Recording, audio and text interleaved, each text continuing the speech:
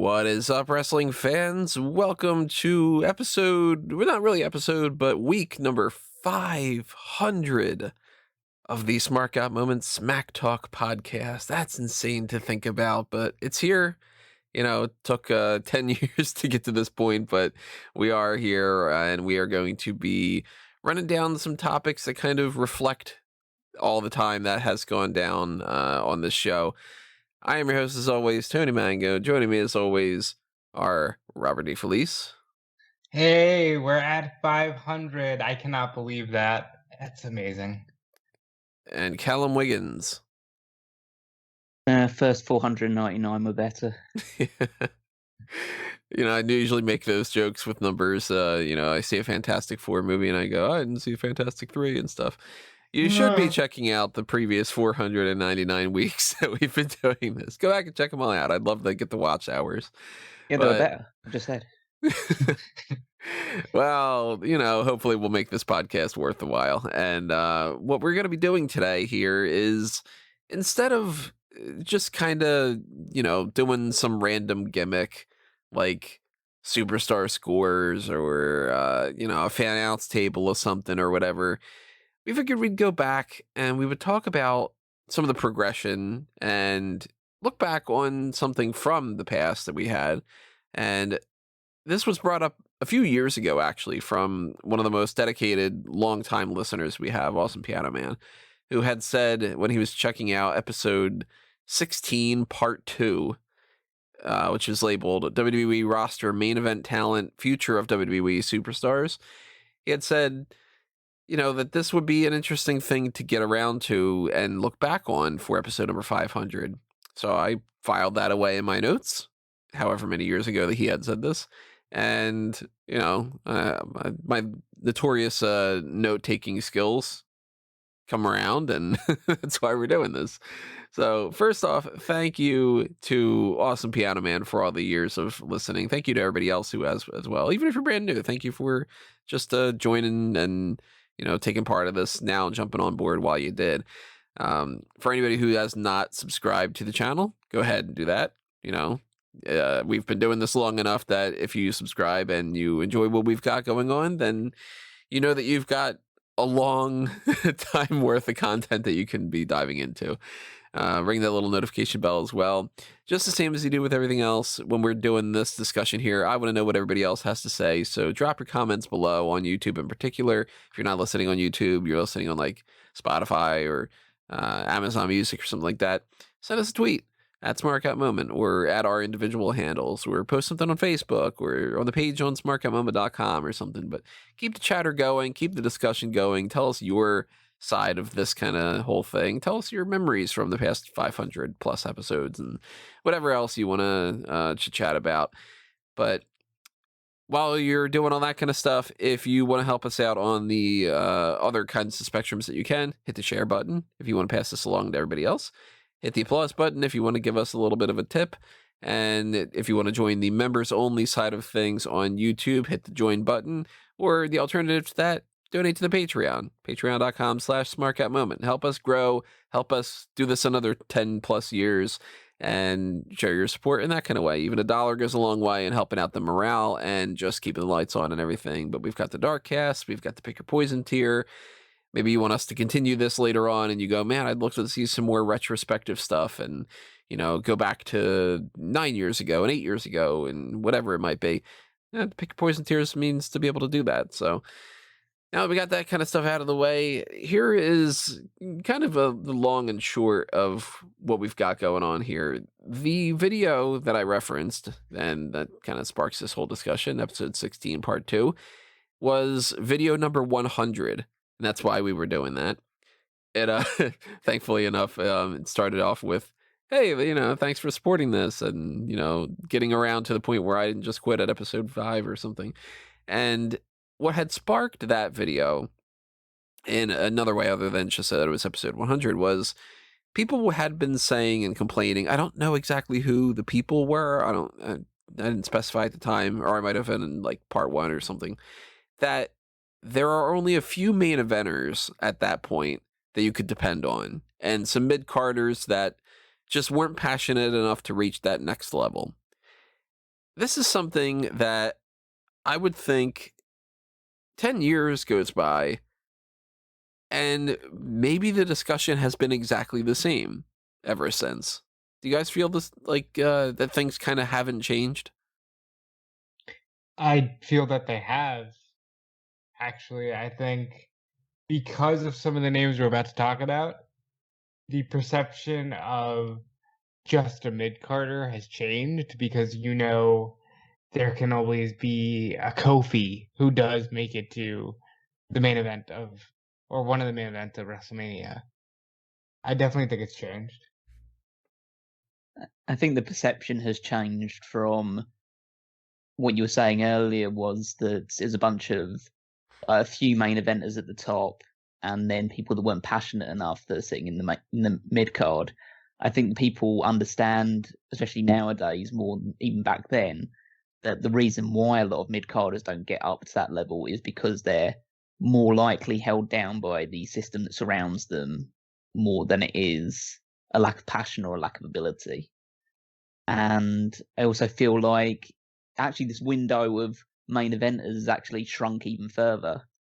And as Rob says, there is chances for people from the mid card like a Kofi Kingston or people of that ilk to rise up to the main event, but that's not because it's a really fluid and aspirational environment. It's more just due to the fact that they just don't have anybody that really classes a main eventer, even in the standards of 2012 anymore. There's only really Roman Reigns. I have to agree with Callum. It's opened up, but also because it's opened up, the perception has become even more. It's cool that they're main eventers, but they couldn't hold the candles to John Cena, Well, that's where the discussion happened with that previous video was essentially what I was saying the whole time on that other video. And what I feel like I've been saying for the past 10 years is kind of reflecting what Callum had said. Even then, and still to this day, the issue isn't a lack of talent. And the issue isn't a lack of passion. It's a lack of that ceiling being able to be reached and just some different standards and some bad luck. And you've got people who are in that quote unquote just a mid carder and they're never going to be the next big thing type of guy. But I don't think that they have the ability to make those stars anymore. And over these years, we've seen plenty of people come and go that are like, this person can be the next big thing. And it ends up being, at most, like a CM Punk level. But even then, there's not as much.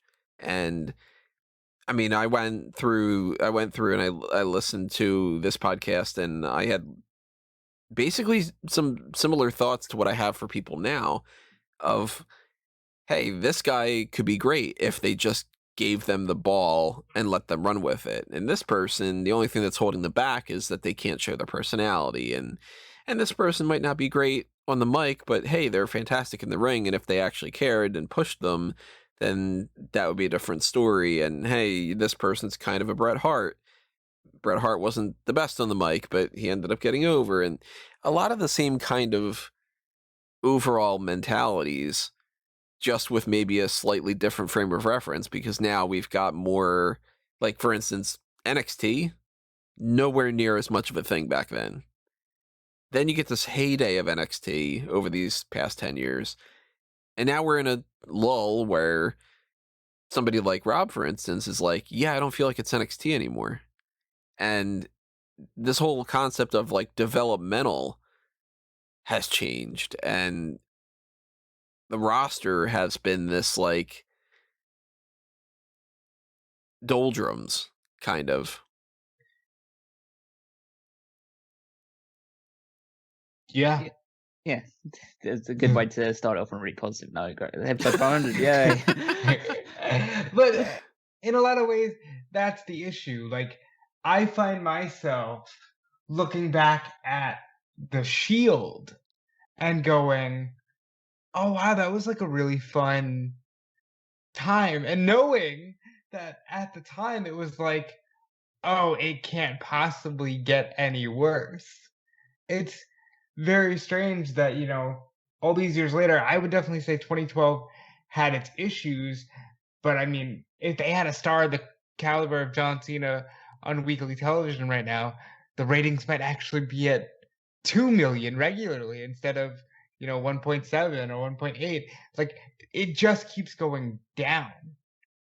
And, well, there are some things that are better too. Like, with anything, they improve in some ways, they go severely downhill in some other ways, and I guess we're going to kind of hit on both positives and negatives while we're looking through this. We're not really like, checking off a list of topics that we need to talk about here. We're not going to be breaking down each individual superstar and their full, career trajectory from 2012 February through, the end of June 2021 or something. But we're going to take a look at these people. We're going to see how some things have changed over the years and how things might change in the future for the people that we have on the current roster right now. And I think a good way to start off is to mention the names that the last time around that I had said, all right, these people are not factored into the discussion at all with this whole main event mid-carder thing that was going on at the time, where it was like, all right, I mean, you got the guys at the top, you got the guys that should be at the top, but they just aren't reaching that level yet. And you got the floundering mid-carders, and then the others. The others were people that, at this point, most of them aren't even there anymore. Some of them are still sticking around, and they're still doing some other things, maybe even for another company, but some of the names, for instance, that I had just blurted out on the previous podcast of, we're not going to be talking about these people in 10 years. I kind of want to start there because it's like, well, are we?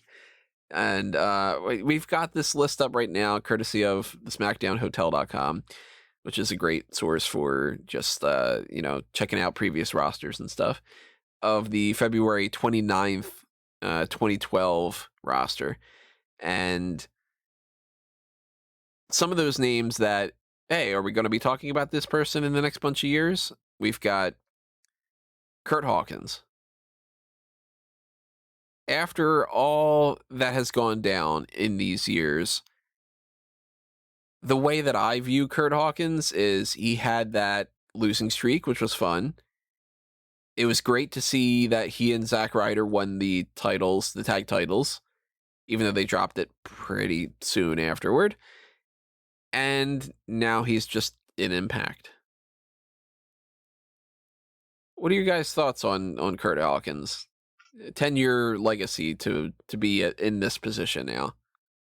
So, in this 10-year span, he was released 2 separate occasions, but he also managed to establish himself as a trainer and as a WWE producer. And he's openly talked about, I now have a relationship with Vince that so few people have because I've been a producer of TV. So I think Curt Hawkins can always wind up back there, always wind up with a permanent place behind the scenes. I think he's probably better off than he was 10 years ago.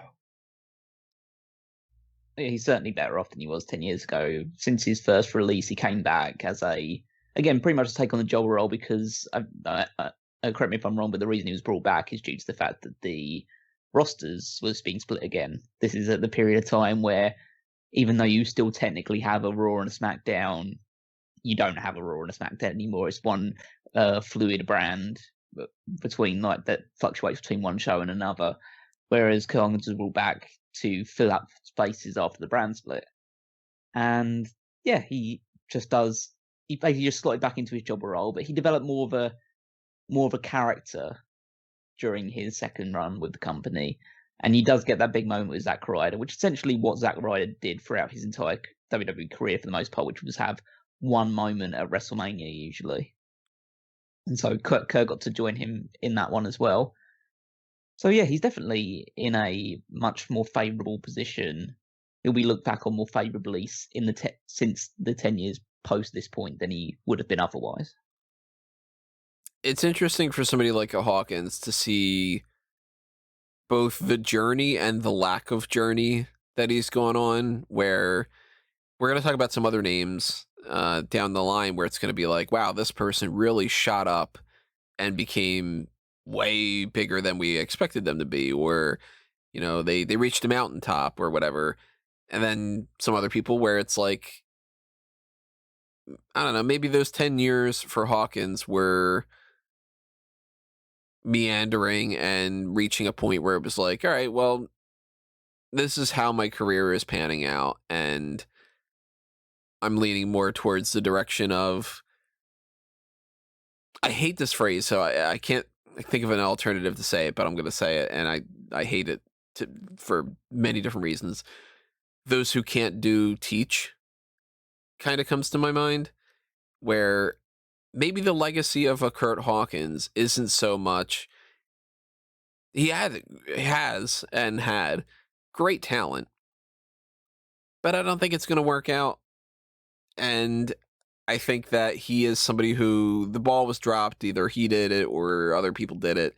And he's at a point now where he's checked off the boxes that are good enough. And now his next phase is starting, of like leaning towards that focus on the future for other people type of thing.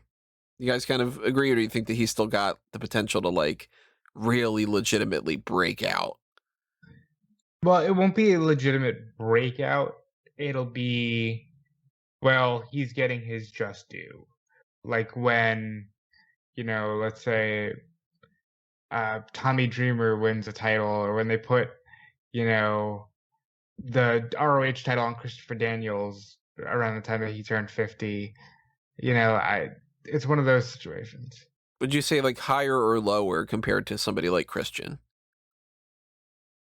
Lower in perception, because Christian was able to leave and go to TNA and prove that he could be a main eventer when he was still considered to be in his prime.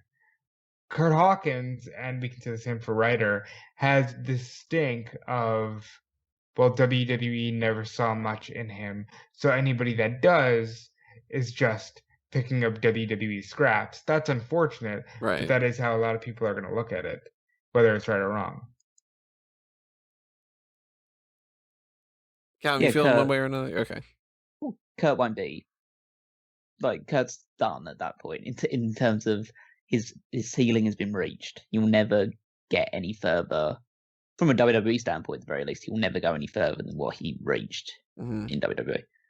That's like an 100% guarantee. What he does in Impact is what he does in Impact, and at the end of the day, it's not going to be seen as particularly impressive, because even though Impact is a bit more of has a more positive press than it had, probably especially at the time of you did this podcast. Yeah, it's still a I wouldn't even call it a second-rate promotion. It's a third-rate promotion, so it's not really gonna stand to the test of time. It's like, oh, Curt Hawkins won the X Division title or something. It's just okay. Yeah, if he wins the Impact title now, it doesn't mean the same as Christian winning it. Yeah, right. Like it again, it's one of these harsh things with Curt Hawkins, is that I think he's a very talented guy, and he does have charisma that was never really tapped into in WWE. But if he was to eventually win the Impact Championship, I would probably just go, ugh, like that, like, and that may be harsh on him, but I felt the same way when Rich Swann won it, and Rich Swann is a talented guy, but I just feel like, world champion, really? It's like that sort of attitude. That's the vibe, especially when it's these guys who are Impact, and granted, COVID screwed everybody over, but Impact has been performing in front of literally no one for over a year now, and that doesn't help it. I'm glad that they have grown, in the sense that I do think it can always be a steady place for people to work, but it will never be seen as what it was even then. Yeah, and if anybody is taking this as like us like dumping on Curt Hawkins, all three of us have said like it's a shame that things didn't work out better so far, and like I'd like to see him win the Impact Championship as something that would be, it's not going to happen in WWE. I don't think he's going to end up going to AEW and winning the championship either. But the Impact Championship, that could be the thing where he's like, Yeah, it's not the same as, winning the tournament at WrestleMania like a Randy Savage type, But at the same time, if he wins the Impact Championship, that could be his, He's like, yeah, I won a world title, kind of, It's not yeah, really and recognized a world title anymore, but it is kind of like, it's well, the sort Omega of, has it right now. It's a part of the collection that he has, so yeah. that helps it. Look, for anybody who would assume that we're crapping on Hawkins, Hawkins is one of those guys that I vehemently defend, and if he were to win the Impact title, that'd be a cool reason for me to watch Impact because Mhm. I like Hawkins. And I'm not trying to crap on Hawkins either, but I will say, are we going to spend 10 minutes talking about nobodies like him for on this podcast? Because if so, it's going to be a long stretch. So Well, he's one of the ones that I thought we could get a little bit deeper into compared to somebody like a JTG. He The looks joke, phenomenal. the joke around this time even and afterward was just, did they forget to release him? Is he oh my god, I'm blanking on the name from Office Space. Uh Milton from Office Space, where they're just like, well, we didn't realize that he had been getting paid all these years, so we just corrected the error with the payroll. Like that kind of. JTG was like, there was websites and stuff dedicated to the idea of, did they release JTG yet? And he's a name that he's done some stuff on the indies, but it's just like, there's nothing really to talk about for him.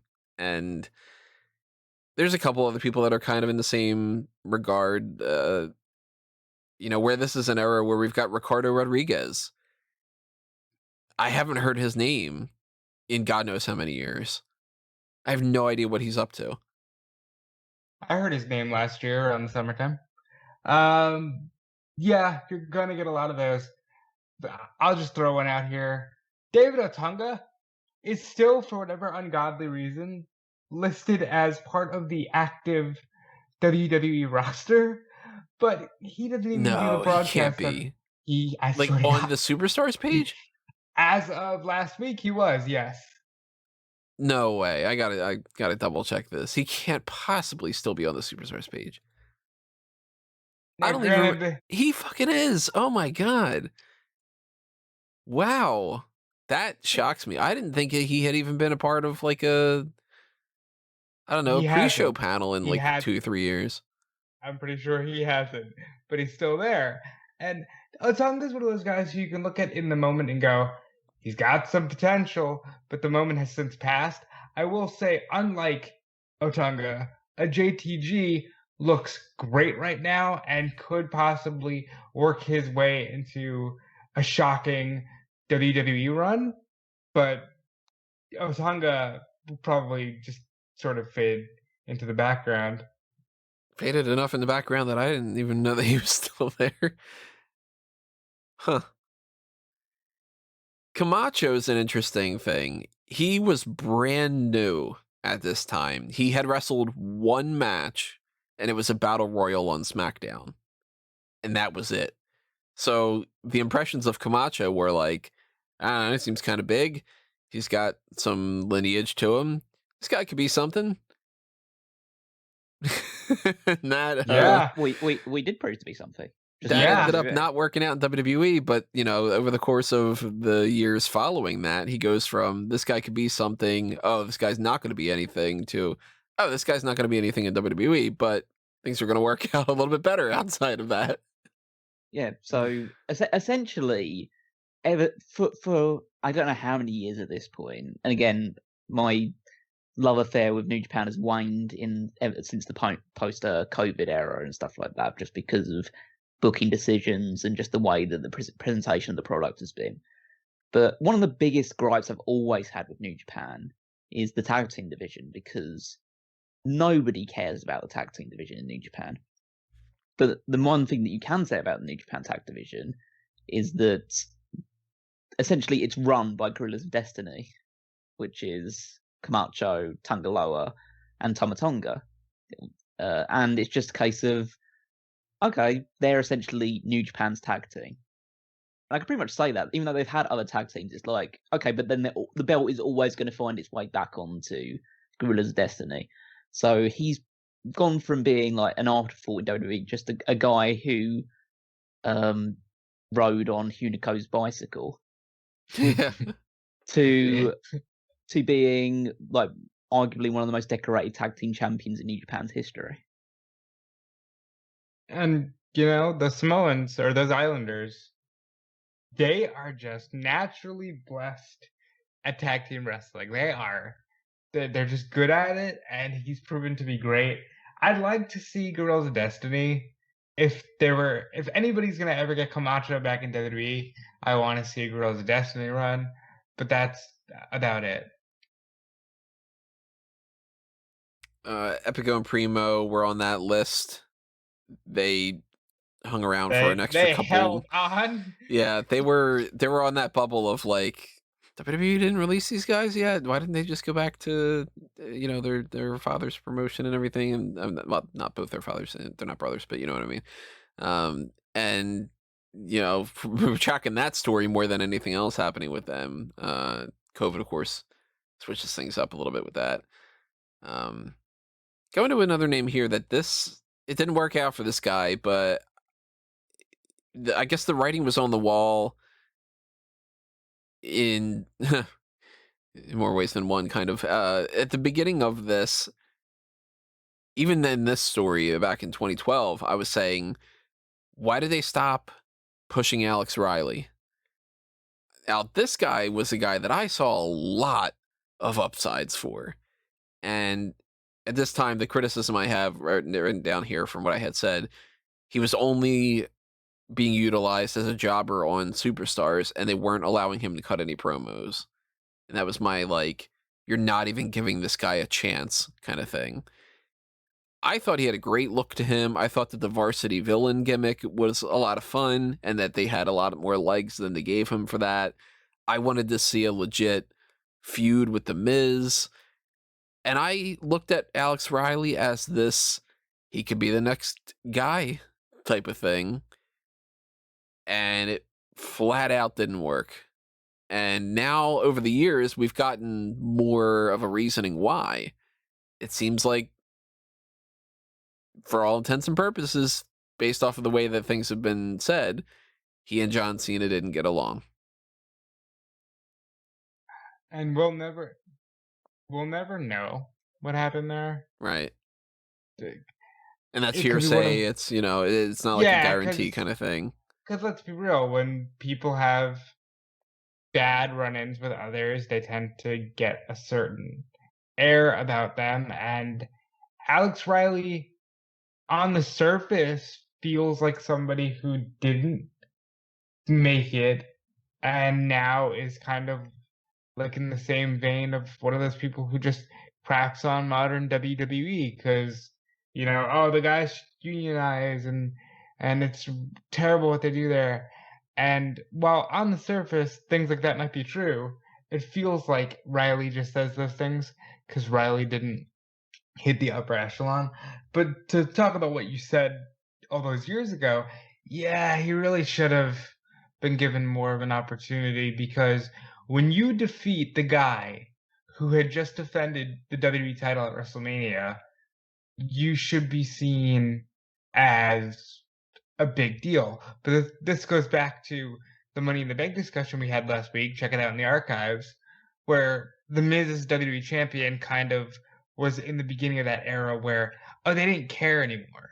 Like, look at what The Miz has done since 2012.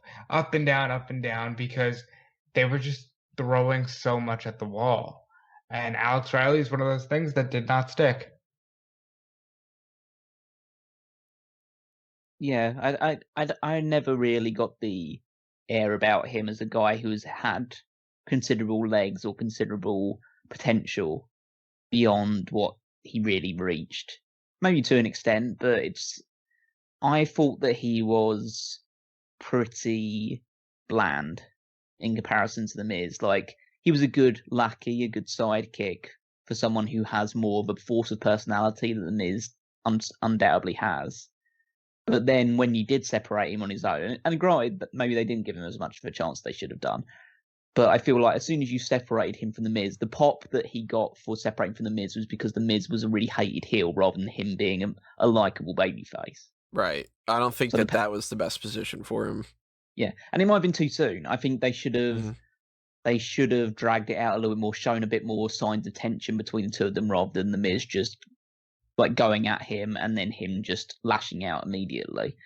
It meant that it got a good pop when it happened, but it meant that you didn't have that sort of like organic story building. It was just a case of like, oh, that's cool, he's beating up The Miz and we hate The Miz, rather than like, oh, he's been mistreated for way too long by The Miz and I'm so glad that he's moving on, let's see what he does next, that type of thing. It's just a case of, hey, he punched The Miz, great, what next? Oh, who cares?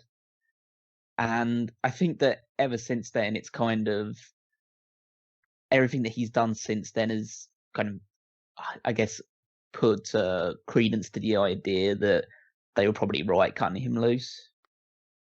I mean, he was fine in NXT for the short period that he was in there, but again, I just never really got the sense of they really missed out on a star here. They missed out on another mid-card guy.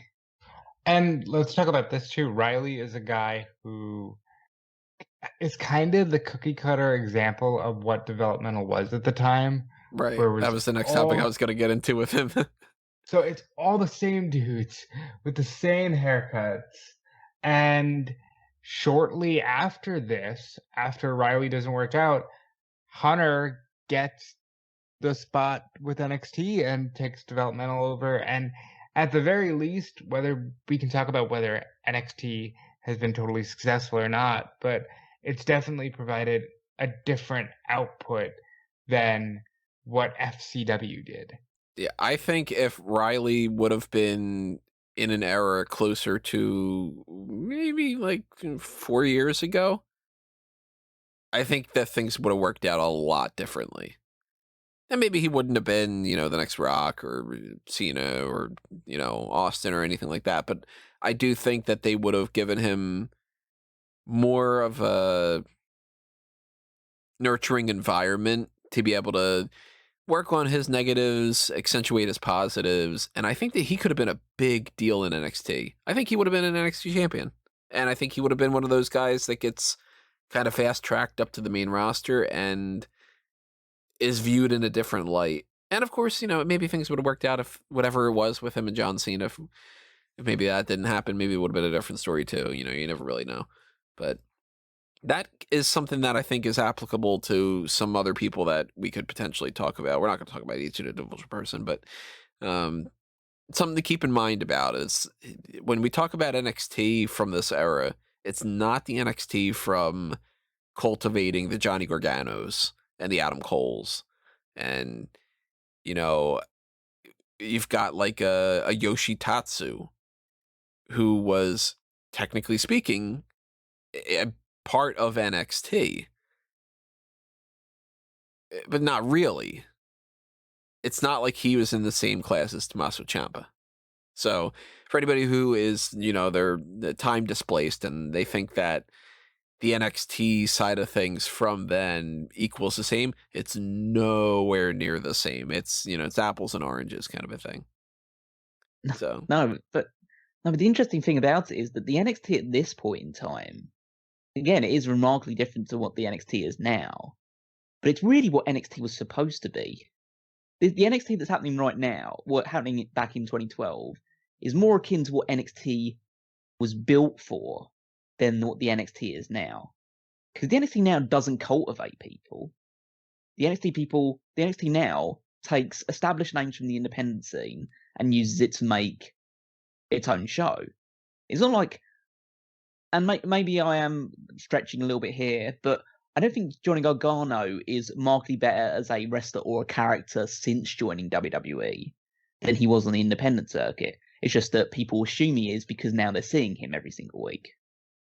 Because people didn't see him on the independent circuit all the time, and I'm among that sort of thing, so I can't say for certain. But I have seen clips of Johnny Gargano on the independent circuit. He was still a great wrestler. He was still a pretty good character overall. He's probably expanded it more since joining NXT, but I don't think to such marked extent that he really needed to be in NXT for all this time. And also, it's not a case of nurturing him through NXT, because essentially he's just been on NXT and he's never really even seemed to taste the idea of going forward onto it. He's appeared on Raw and SmackDown like once or twice, but there's never been even that real sense that he's ever going to move on to the main roster. Same with Ciampa, same with quite a lot of other NXT lifers, as they've been phrased. Whereas this NXT was a blend of young up-and-coming stars that they did see a level of potential in, crossed over with guys who were at the lower end of the WWE spectrum that would be used to give them a bit of exposure, let them work on their own characters a little bit, but mainly just to put over the new people. And that's what NXT eventually evolved into when it became its own like weekly show, when you had people like Seth Rollins and Big E and people of that ilk, the young up-and-coming guys from their performance centers and FCW, crossed over with people like Jinder Mahal and William Regal and people who were past their peak or weren't considered to be in the upper echelon of WWE at the time. And now it's evolved into a third roster brand. It's not developmental anymore, even though people still call the main roster Raw and SmackDown. It's its own entity because it has a TV deal and it's on USA every single week. It's its own entity, its own third brand. So it's remarkably different than what it was now. Now people already talk about the idea of putting Evolve in to replace 205 Live, and that to be a developmental territory for what was supposed to be a developmental territory. So it's one of those things where Chris Hero talked about once they got the USA deal, that's when it really changed. And yeah, we talked about Gargano before, but Gargano, when NXT was still 1 hour and takeovers were sporadic, it felt like, okay, you're still coming up to weekly TV.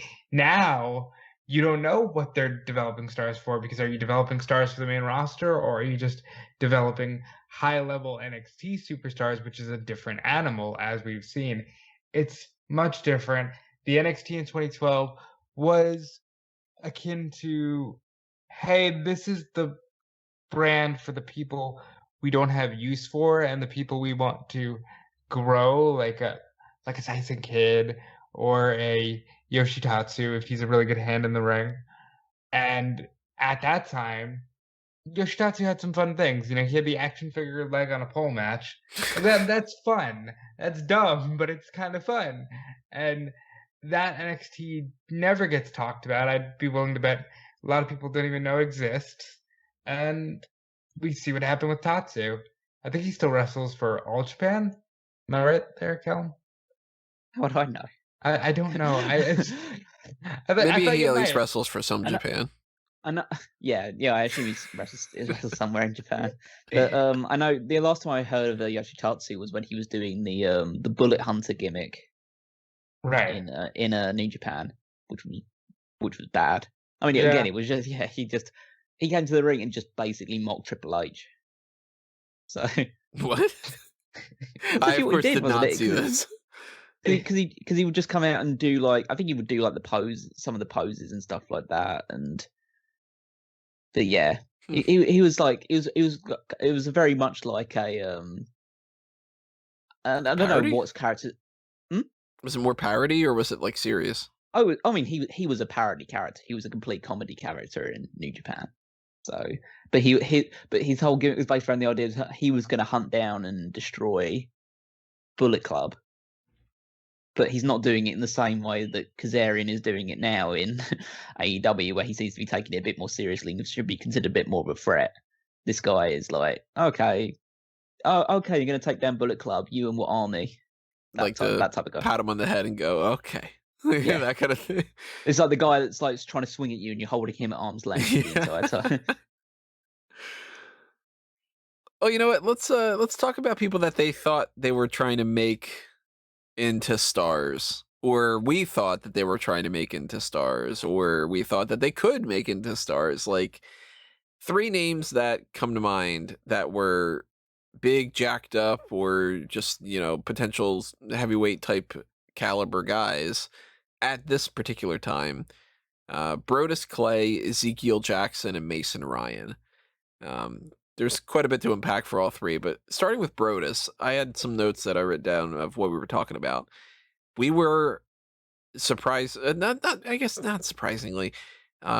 This is around this time frame where we were still kind of processing how some of the Brodus Clay stuff was going to go down. I have written down here just for my notes. Brodus Clay didn't want this character. They gave him the gimmick. He did it anyway because he was motivated, and they still screwed him over. If his ring skills are so bad that they took him off TV, like reports say, why did they put him on TV to begin with? So this was when Brodus was, oh, this guy had his little stint in NXT with Alberto Del Rio, and he could be a heavy for somebody. And then the Funkasaurus happens, and we go, what the fuck is this? But then very quickly afterward, we go, you know what? This is kind of fun. He's making it work. And then it fizzles. And Brodus never recovers from it. And this is also after the Hall of Pain had started happening for Mark Henry, where we were addressing the idea of, it seems like Brodus Clay had the Hall of Pain idea. They gave it to Mark Henry. And why are they saying these guys don't want to reach that next level? If you go, you didn't even allow this guy to do his gimmick. You took his gimmick and gave it to somebody else. Now, keep in mind, Mark Henry, I'm a big fan of him, loved the Hall of Pain gimmick. And in retrospect, it was much better for Mark Henry than if it would have gotten wasted with Brodus Clay. My issue, everything you just said there is such an issue with this company. Mark Henry at that point was there for 15 years, and it took him that long to break out. And Brodus, this was the beginning of, you think we're going one way, but we're going to hit you with sports entertainment, and you're going to love it. And then we see you loving it, we're going to squash it. Right. And like, this was a trend going down the line. Like, we'll talk about like a Fandango the next year where people love this, let's squash it. Or on the flip side of that, you've got, oh hey man, we should give the Big Show a real run with the championship and let him have these great matches with Sheamus. Like, this was part of the problem for so long in WWE, that they just did these random as fuck one-offs. Well, I disagree they're random as fuck. The reason why they did those pushes is because there was no one else to push. Because I saw people thought, these people weren't around in the Attitude Era. That means they're worthless. So let's push the people that were. And that's how you get things like the Big Show getting a World Championship run in that point in time, and Mark Henry as well. And to be clear, they delivered. But But that's because they were part of that era. They know how to get themselves over. Right. Whereas like some people might need a bit more help, and if you're creating a company environment, especially at that time, and which is seemingly extended to now, that doesn't facilitate that sort of growth, then that you are going to struggle to stand out, and that's why you do revert back to the old guard time and time again. But in terms of Brodus Clay, I feel like they hampered him with a gimmick which had an immediate shelf life. Mm-hmm. And I think someone talked about the fact that because he had the gimmick and then he teamed up with Tensai, which was another another example of a gimmick that had an immediate shelf life, and he was given then another gimmick which had a shelf life, and then he was given the trainer position in NXT, and it's all good since then. But you give them this sort of role, and then you turn him heel. He goes down to NXT, and then he gets released a short while later. And I don't know what would have happened to Brodus Clay if he had been given more of a, like, either whether it's the Hall of Pain thing or just another more prominent monster push. My inkling is that he would have just been another guy that they pushed for a little while and then immediately gave up on eventually. But I guess the only thing we can look at is what happened to Brodus post being released by WWE, which is an absolute fucking disaster. He has, I don't know whether it's just, I assume that it's mostly due to a lack of motivation and the fact that because he's not working for WWE, he doesn't really care a great deal. But the stuff that he does for the NWA, you think this guy hasn't wrestled for a day in his life. It's just And Tyrus is a complete joke.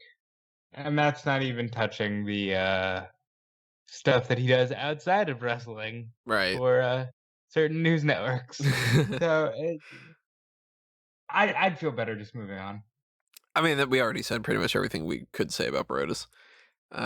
Ezekiel Jackson, I mean, Braden at the time had called him out for being a transitional champion between Wade and Cody with the idea of being, they screwed Jackson. He was getting pops with the repetitive body slams, and they had no follow-up from him dropping the belt to Cody, and it was just sort of a thing where, hey, this guy is huge, and at the very least, he's got the look that you're looking for, and what are you doing with him? You give him the ECW title just for the title to go away, and you give him the Intercontinental Championship just so he could lose it pretty quickly, and are you going to push the guy or not, kind of a thing, and it turns out not was the case. Not everybody does work out, even if they've got the looks for it, and Ricklon Stevens, is that his name? For some reason, I'm not entirely sure if that was the case. Ricklon, I believe. Ricklon. He still, I thought at the time, looked like $1 million, and I wanted him to be a bigger deal. It didn't work out. Mason Ryan is a guy that looked like $1 million, looked like Batista, and nobody could get past it. And those two were just like, well, if you got their bodies and you added somebody else's mic skills and somebody else's personalities and somebody else's backstage stuff or whatever, then you've got, this top tier guy, but they ended up just being hulking nothings, kind of. Do you remember, of course you do, but when the Riot Squad and Absolution just popped up, right? And it was like, these two groups are mirror images of one another. Now you get a similar situation there in that Punk takes over the Nexus, brings on this hulking brute in Mason Ryan, Jackson joins the Core, and Ryan, I have nothing to say, because it's literally, he looked like Batista, and that's all anyone remembers. Right. With Ezekiel Jackson, by circumstance, he ended up helping beat up The Undertaker. I remember people thought because Barrett buried The Undertaker at bragging rights that it was going to be either Taker and Barrett or Taker and Ezekiel Jackson at Mania. I think Meltzer had actually said that on a radio show once. And it's like the thing that you said about body slams, repetitive body slams. He got such massive pops of those repetitive body slams. I don't know about that, but I know I was laughing my ass off that. Like, this is what we're doing? Because we weren't at the era now where it's like, okay, literally everybody's doing Canadian destroyers. But we're doing body slams repetitively and then the torture rack. This is the peak of this guy's ability. It felt so bland. And yeah, he didn't go anywhere, but I can't say I'm all that surprised.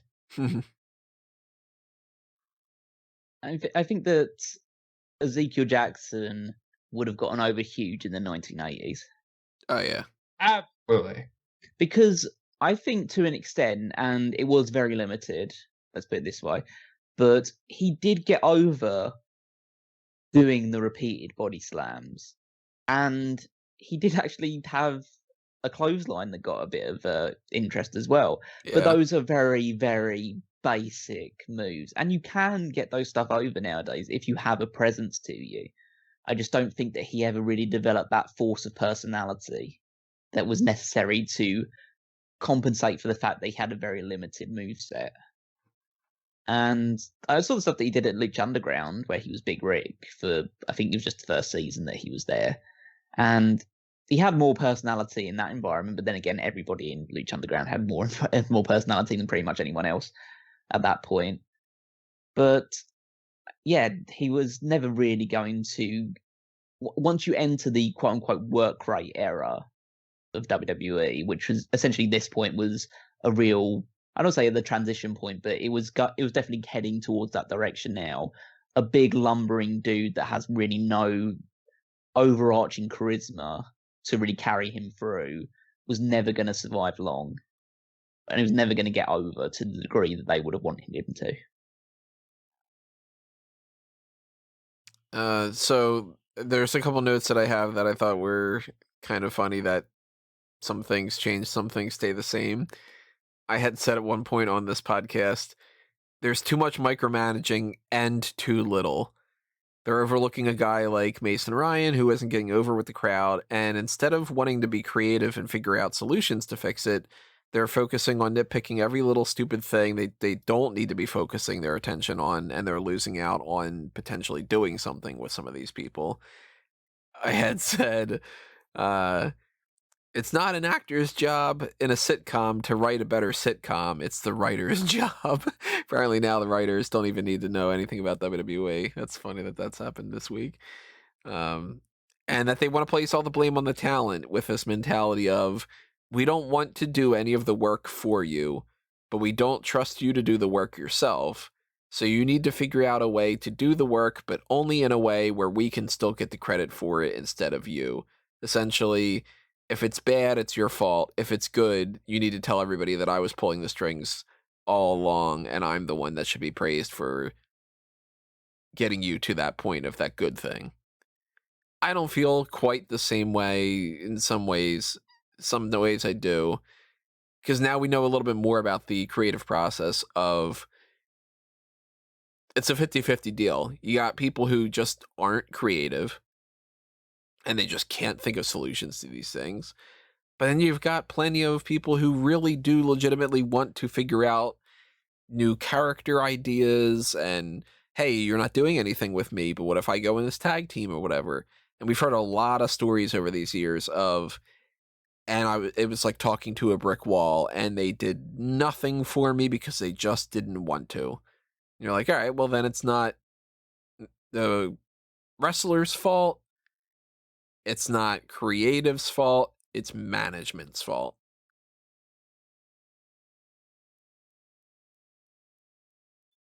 I think because of how open things are now, it's easier to understand some of these things, but it's also like, it's not getting any better, and just having the blunt understanding almost makes it worse, because now it's like, well, why are we wasting our time? Yeah, like, and I don't like that feeling. And in some ways, I do wish there was that blind, okay, well, it's all up to the company and let's see what happens.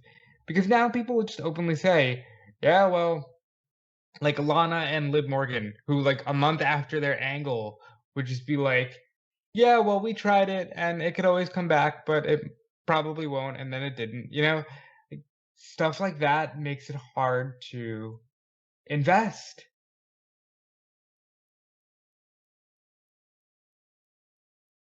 Yeah, I mean, I don't really know what you expect me to add on top of all that stuff. Like, I don't want to get into a situation where I'm just repeating how shitty the WWE is nowadays, because I do that on every single podcast, and at the end of the day, I get tired of it. I'm sure people listening get tired of it, so I don't really. And that's not the goal of it, too, for this thing to just be talking about the current product and all that. But it's, it is kind of. I'm not. We're not saying that isn't the case, because it definitely is. If anybody's actually just watching and can notice it, but it gets to the point of just redundancy when you just keep repeating it, because at the end of the day, everyone who listens to this should know our opinions on it by now. If you listen enough times, if you can't see it within what the WWE product is presenting right now, then I don't really know what to tell you. Like, I wish I was in your position, because you're probably a lot happier than I am. Yep. Than I am. But so I'd be happily to swap lives with in that regard. But I don't know how you could really look at it and feel like this is the way it should be, or this is getting a lot of people over, or letting people be creative. I do think that one thing that has changed in all these years, they hire more wrestling guys now. Like a lot, almost to the point where it's a trope, where like everybody's promo now is, I wanted to do this since I was a kid. That Mhm. was not a thing in 2012. No. There were Well, Good. we'll talk about this is like a more of a transition period to the work rate era. We are now fully embedded in an era where the wrestlers are expected to make up from creative shortcomings, where like the entire booking or the creative decisions and everything to that regards, for the most part, is and in certain instances it is good, but in a lot of instances it's just utter crap.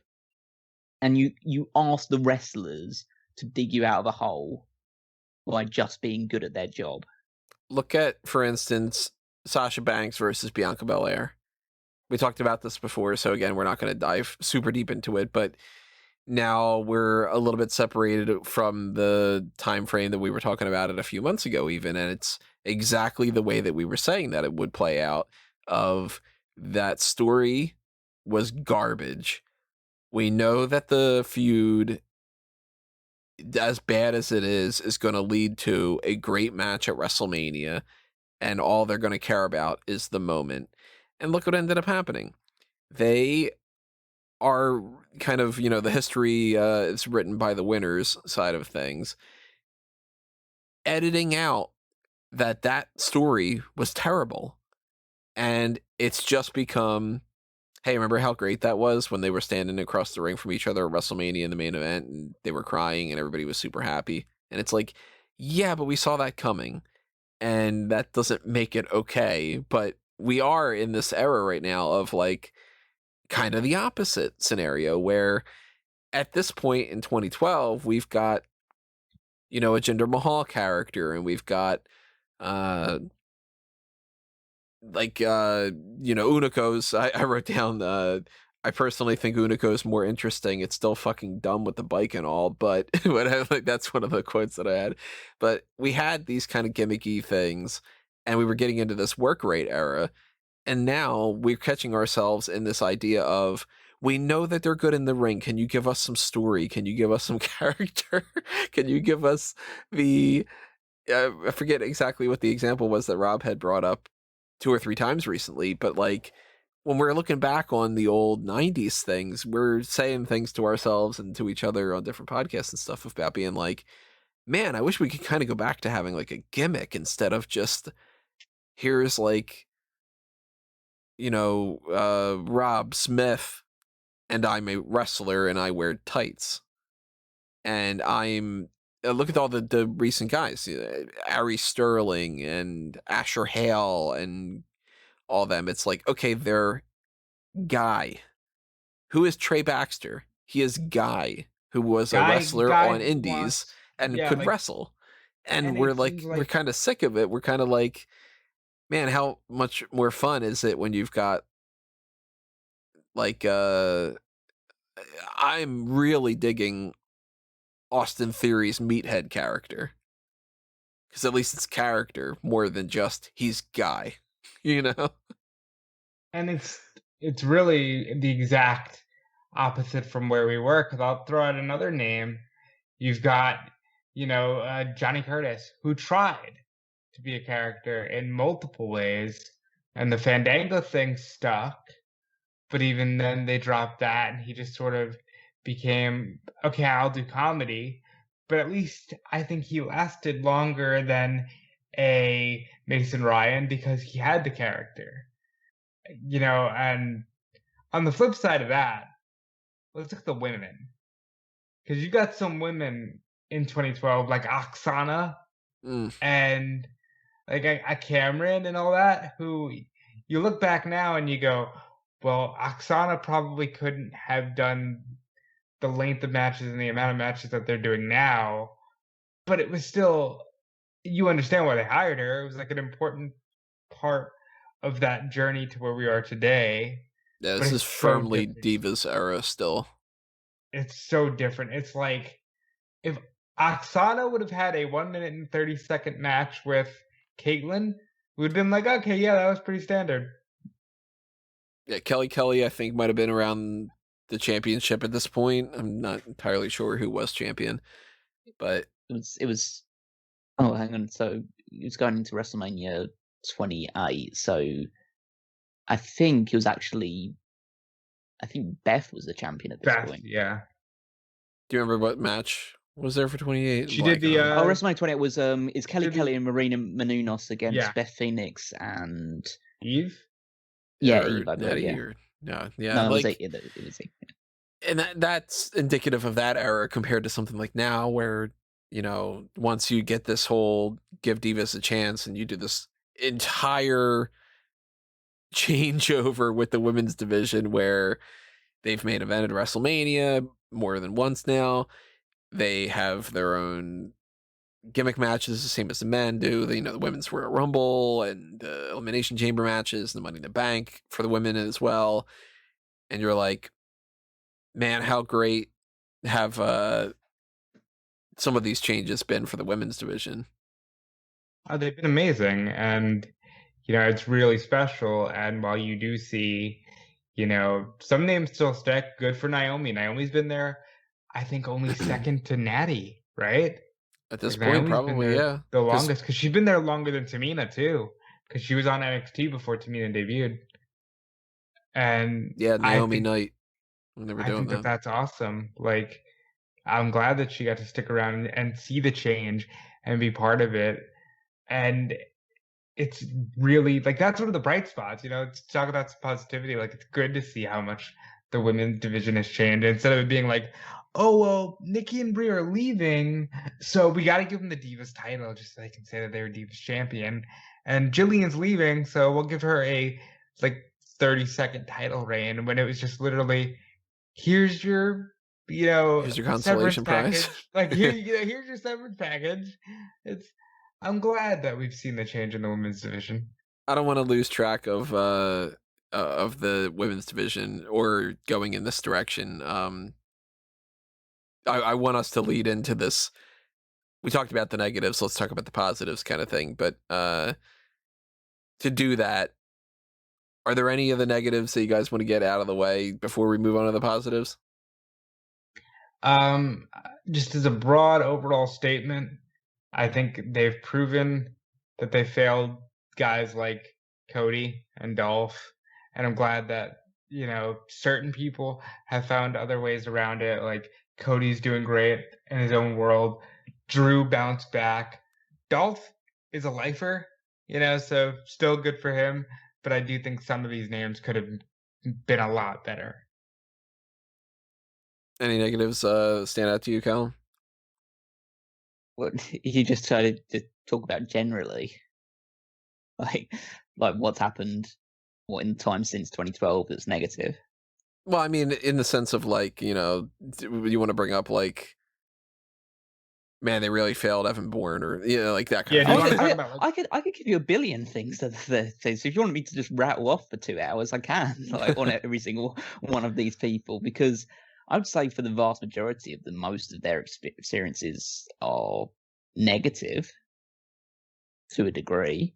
I mean, you can say something like Jinder Mahal, he became WWE champion. It's just yeah, but do people care about him anymore? Is that what should have happened? No, of course it shouldn't have happened. It's just I think one thing we need to get clear is, just because somebody on this list of people gets to a certain status or becomes a major champion doesn't mean that it's a major upgrade on their thing, because it just means that they, in my mind, it means that the rest of the company eroded around them pretty much, to the point of fuck it, give the title to Kofi Kingston, give the title to Jinder Mahal, because we've got fuck all else to work with. Randy can't hold the championship for 10 years. We don't have John Cena anymore. Someone like Drew is a huge upgrade, because Drew feels like a main eventer, but Kofi never felt like WWE champion. Jinder never felt like WWE champion. I'm actually going to save some of those discussions for positives. Well, I understand that sort of thing, but it's just a case of, I don't feel like I can just adequately say did they fail a lot of these people? Yeah, they did. And frankly, they're failing a lot of them still to this very day. Yeah, we'll get into that too, yeah. But it's just a case of, I don't know what I can really say, because there's certain people on this list who probably oh yeah, absolutely are in a better position today than they were back then. But then I get into the conflicting mindset of it. Well, is that because of what the company's done for them, what they've done for the company, or is it due to the fact that the standards back then were actually higher than they are now? And now, because the overall perception of the company and just the way that television is in general is so much worse, does that mean that I'm getting an inflated opinion of these people because of it? Could you imagine, like, if the WWE was in the condition that it was in 2012 and it had sustained that up until 2021, that a lot of these people would be in, would have reached the levels that they reached? If it was still as popular, let's say it was still getting like 3 million viewers on Raw and SmackDown and stuff like that, would they have felt the need to try and turn to Jinder Mahal and make him WWE champion? Do you think they would have given like runs to? Again, I keep bringing them up stuff like that, but given runs to Dolph Ziggler or given runs to Kofi or Christian or people on those ilks, it's just a case of like, would you feel the need to do that? No, probably not. But it's just a case of they need something to generate some sort of goodwill and buzz. And that's what we've done with people.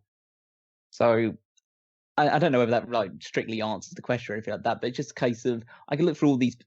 I look through all these people and just feel like if you were to ask me, pretty much not all of them, pretty much for quite a considerable amount of them, because could they have done more of these people? My answer would be yes, but that's because of the system that they're working in. So I definitely want to put a pin in the Drew discussion and the Kofi discussion to get back to that. Correct, but I will say, Jinder, it's not even like they tried to hide it. It's very transparent. They wanted to burst out into the Indian market, so it was like they woke up on Tuesday and said, Jinder. Yeah. And we literally had to go, oh, okay, I guess they're doing Jinder now. I mean, at the time it happened, everybody was shocked, and still to this day, everybody's just like, yeah, that happened, kind of. And that's not a knock on Jinder Mahal in the sense of like that. But it kind of is, though. But it kind of is, because it's not a knock on Jinder, the performer, but it's like we literally were told that this is the move, and this is why the move. Right. But we're going to act like you're The Rock? No. Yeah, it's not him. It's his circumstances and stuff. But do you want me to give like the perspective of like who I think out of like just the roster page I'm looking at right now that you sent over, which was the biggest person they dropped the ball with? Well, let's save that for the final negative. Let me rattle off a couple things here. To me, well, I'll just say I won't obviously say who it is now, but to me, it's not even close who the person is that I'm going to pick. Like, to me, there's nobody else that touches who I think that they could have gotten so much more out of. So here's to rattle off a couple quick things from what has changed from that time frame to here. Karma. Just, I mean, shit. Yeah. She beats up 3 people. She goes in the Royal Rumble and she fades away. Like, that's wow. You know? Yeah. That's a shame. Very much so. Rosa Mendes. I don't remember when she had said this, but she had said, this is one of the most heartbreaking things in God knows how many years that I've heard when it comes to the pro wrestling career trajectories. Everybody always talks about, I want to win the title at WrestleMania. I want to win all the championships. I want to have a WrestleMania moment. I want to do this. I want to do that. She had said, maybe it was before or after this, I want to win a match. And I don't think that they ever gave it to her, did they?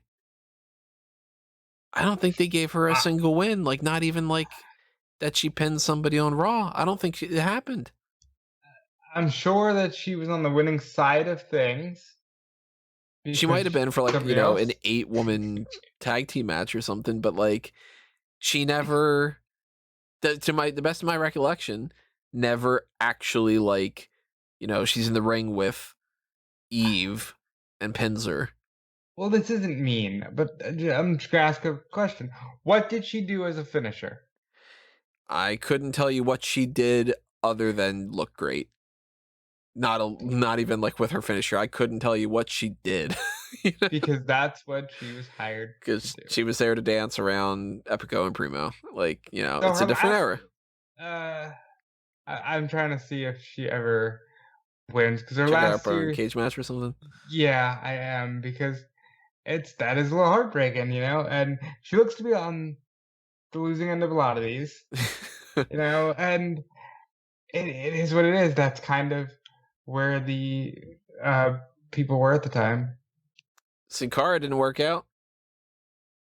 Yeah, This is before they switched over to, well, Unico could be Sin Cara, and then that didn't work out either. Ted DiBiase Jr. didn't work out the way that it could have. That's more surprising. This is also a disappointment to see what happened with Tyson Kidd because of his injury. That's, of course, not something you can blame WWE on or anybody on. It's just like shit happens and it's bad. If we're going to talk about rattling off a quick negative thing, good old Skip Sheffield here. Yip, yip, yip. What it do? Yeah, fuck him. I mean, the most recent things he's been involved with is Ryback is upset with Twitter because he can't get verified and because people keep voting on his poll that they don't want him to keep wrestling. Here's the shitty thing is Ryback, we all say it all the time, we liked him. But still, what a mess. This isn't who said I liked it?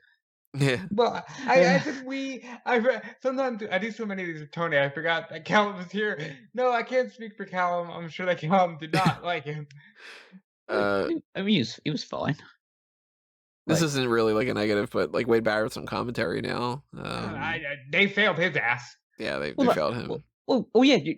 Okay, so just going to brush over the fact that was the guy that I was talking about. Well, blame Tony because he said the name, but I'm right there with you. He should have been the WWE champion with the Nexus, losing to Cena at WrestleMania. Well, let's talk about it because he is worth that discussion of. Even then, it was just like, damn it, you're dropping the ball with Wade. Come on, he can do it. I don't think he could have been Hogan level popular, but he fucking definitely should have had at least one world title reign. He definitely should have feuded with The Undertaker at WrestleMania. He was somebody that they could have made much, much, much bigger plans with. And I still, to this day, go, if he can go in the ring, fucking give him at least the courtesy championship reign in some fashion. Like, I wasn't huge on Barrett when he was first in NXT, where he had like the rose. He was just kind of, doing the, let me put the coat on my shoulders and do that. Took a little while to warm up to me, for me to warm up to him, the other way around. But man, that guy was so fucking wasted. So wasted. I'm gonna just belabor this point again. Nexus was huge, bar none. Like, this was still in an era where they could have made sure that all 7 of these dudes, not all 7, they could have done it, because you know what? They came in strong. If they'd have kept the fire there, all of them could have been something, and at least 3 of them could have been a big thing. I don't think Michael Tarver would have worked out. You know what I'm saying, though. It's a great group of guys. Wade Barrett being the leader. Wade Barrett should have absolutely been champion. And I'll say it again, because it was the big angle of the year, they should have carried it into Mania. Cena should have won the belt from Wade Barrett at WrestleMania. I don't really want to labour the point of the Nexus, because even in the time frame that we're talking about at this point, the Nexus was long fucking gone. Yeah, this is the core with 2 R's, which was just shit. Yeah, but even at this point, like, we know what happens to Barrett going forward. He gets the bad news gimmick, and that blows up, and that's the point to me. Like, if the Nexus stuff, he should have been champion. He should have done a lot better, and it should have been a more sustainable angle than it ended up being. But the bad news stuff, like, how do you miss with Bad News Barrett? It's just like he showed so much more personality than he'd ever done at that point, and the crowd was into it. Because that's the thing about the crowd, I think, was well into the next angle, but you never know if they were into Barrett or they were into the angle. When Bad News Barrett comes around, it's like, okay, these guys are into Barrett. And that should have been he should have won the world championship as part of Nexus. And then Bad News Barrett should have been, okay, this is the Wade Barrett championship reign that really puts a stamp on him. Which, again, I don't want to get too hung up about championship reigns or anything like that, because you can still be a top-level character without having a huge amount of title reigns and stuff like that. But that should have been the character that cemented him as like a perennial upper mid-card main event guy in the company, something that like could really build up some really interesting top level feuds at a WrestleMania or a SummerSlam or anything along those ilks. But Wade Barrett always became associated as the guy who we give the Intercontinental Championship to when we don't really know who we want as the Intercontinental Champion at this point. Which is what The Miz became a couple of years later. Which fine role. I think he went like 4 times.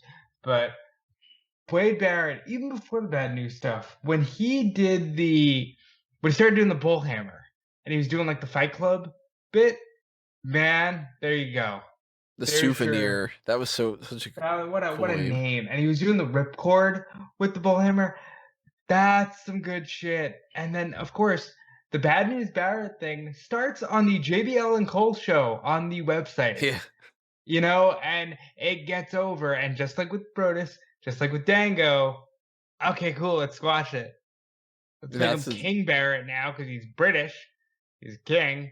And yeah, you could have done so much with Barrett. And I think it's a damn shame. That's kind of funny to think about the whole, like, you know, the JBL and Cole show on WWE.com and the dirt sheet on WWE.com. And it's like how that's changed in 10 years. You know, the network went from, hey, we got a network now to, we're part of Peacock, you know, kind of like, man, Barrett, what a missed opportunity there. And it's not his fault in the slightest bit. It is entirely on WWE just being like, which was the topic that we were talking about on episode 100 or the 100th video, not episode 100, of this whole, you mean to tell me you're bitching and complaining that the guys don't want to be the top guys? You're not giving them the chance to be the top guy. And Wade Barrett was the type where it was like, it was right there. He could talk. He was tall. He could perform. He had a fun gimmick with especially the Bad News Barrett stuff. And he had already had a couple years in him in some title reigns and everything to go like, hey, we can trust this guy. He's not just going to get injured a whole bunch of times, or he's not going to, you know, take the Intercontinental Championship and shit all over it. That trigger should have been pulled, and they didn't. And now it's just kind of a what if. He's on the list of the, man, he should have won the world championship. But we did for the Champs Giving thing. Just like, man, Wade Barrett should have won that. Yeah. Yep. He should be. I don't necessarily say that he should be a big deal to this day, because we don't know when he would have decided to hang it up or anything along those lines. But he should have been like either at the main event, or should be like have had his sustained run in the main event before hanging it up. So I want to touch on this guy because I'm not sure if it's a negative or a positive, but I do just want to briefly gloss over CM Punk. CM Punk is somebody who ended up being huge for that era and ended up being, you know, neck and neck with John Cena for a time, where it was like, all right, you need a really big main event for a B show, put Cena and Punk together. Of course, we know how that story ended. We know that Punk at the time had a lot of regrets about not headlining Mania. That was something that really ate at him. I'd say, looking back on it, CM Punk for so many people is a top level guy, and that's all that matters. Even if you like throw away, how many times he won the IC title, the world title, whatever, CM Punk is pro wrestling to a generation of people, especially those that might have watched from like 2012 to 2014 and then got out of it. CM Punk is the guy, and I think he means more to wrestling than he would even admit at this point. I think he's kind of one of those, not sacrificial lambs, but like... He's a martyr. Martyr, yeah. Martyr's a good term for it. I just wanted to get that one out there. I think, and I'll see how carefully I can word this, I think CM Punk has legacy on the wrestling business has meant more since he left it than he did when he was in it. Agreed. Yeah, I agree. I think the fact that people consider him such a huge star is, I mean, it's not like he wasn't a big star when he was with the company. Of course he was, and he did do his damnedest to change things, and he was WWE champion for over 400 days, and so he does tick all the boxes like genuine main eventer. I don't want to take anything away from him, but the status that he has as being like, in some people's eyes, like one of the greatest wrestling stars of all time is built on the fact that he left and never came back. Yeah, because then they didn't get a chance to get sick of him and everything too. Yeah, because things would have happened. Like either he would have gone burned out, or the company would have got burned out on him. He's not, for he was and never will be Cena in that regard. And I mean that from how the company perceives him more than anything else. Like I think that if given the ball, he could have run with it and hit it out of the park and done anything that he said he would have done. But I think that the company would have burned out on him. And it's just something that they would never do with someone like Cena or Roman.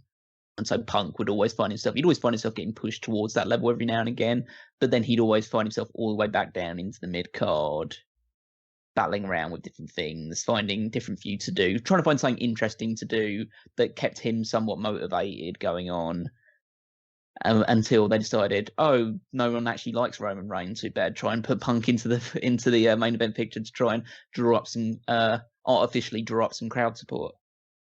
He would have been a guy that's, taking up a spot on the Elimination Chamber, but he's not going to win it. Yeah. That kind of thing.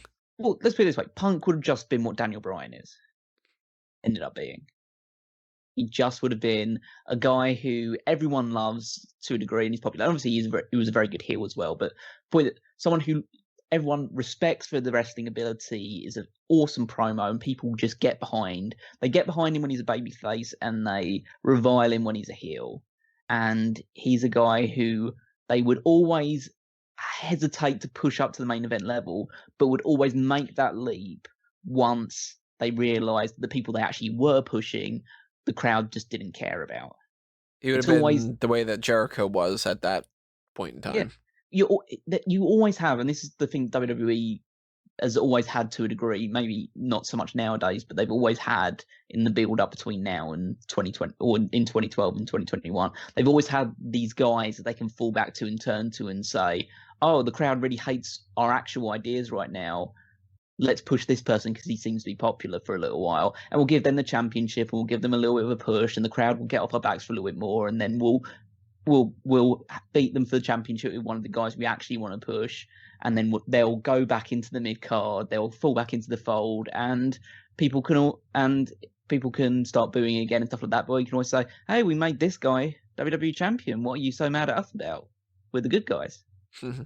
So, I think he would have landed in like a happy in between of where Bryan ended up being and where Orton permanently is. Because Randy's just a guy, you can give the belt to Randy right now, and it will simultaneously elevate Randy for the time being and elevate the belt, because Randy's one of those guys now, and people go, oh yeah, I remember him. He's a star. If the belt's on him, that must mean they're doing something halfway decent. And I think Punk is that guy that it's like, if you put the belt on him, okay, at least they're doing something halfway decent. At this point in time, we were talking about how Triple H had been cutting the momentum of the Punk and Kevin Nash storyline. Oh man, that one. Well, cool. Well, yeah. I mean, completely obvious. Yeah, like Triple H. That's the thing. Triple H cut the legs out of the Summer of Punk. Mm-hmm. Why he did it, I have no idea. Mate, part of me feels like NXT is just his entire make good about the fact that, oh fuck, I really fucked up one of our promising young guys coming up. I have to spend the rest of my life actually trying to make new guys coming forward.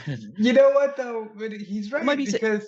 Or maybe it's it's perceived as that, but it's actually a vindictive message towards Punk, like saying, haha, I cut your legs over. Now watch me make 1 million more of you.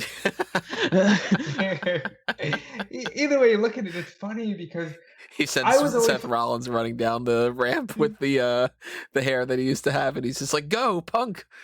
It's funny. It just look at the Summer of Punk, and specifically the end of the Triple H Punk match, where it's Punk, Awesome Truth, Miz and R-Truth, and Nash all laid out, and Triple H is doing the crotch chop over them.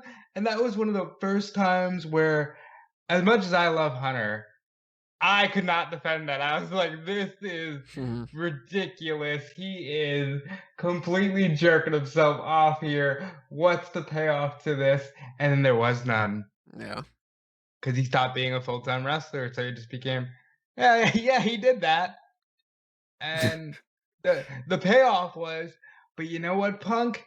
Hey, pal, I respect you.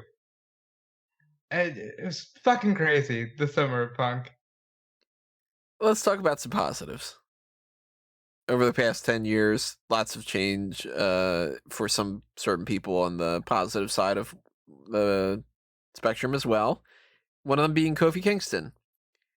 This era, we were talking about, oh man, in 2009, he was getting solid reactions as U.S. champion, and he's just gotten this Elimination Chamber spot to fill in John Morrison's spot monkey role because John Morrison's not there anymore, and they're dropping the ball with him, and look at how much buzz he was getting with this feud with Randy Orton, and they just fizzled that out, and they're probably never going to come back around to it.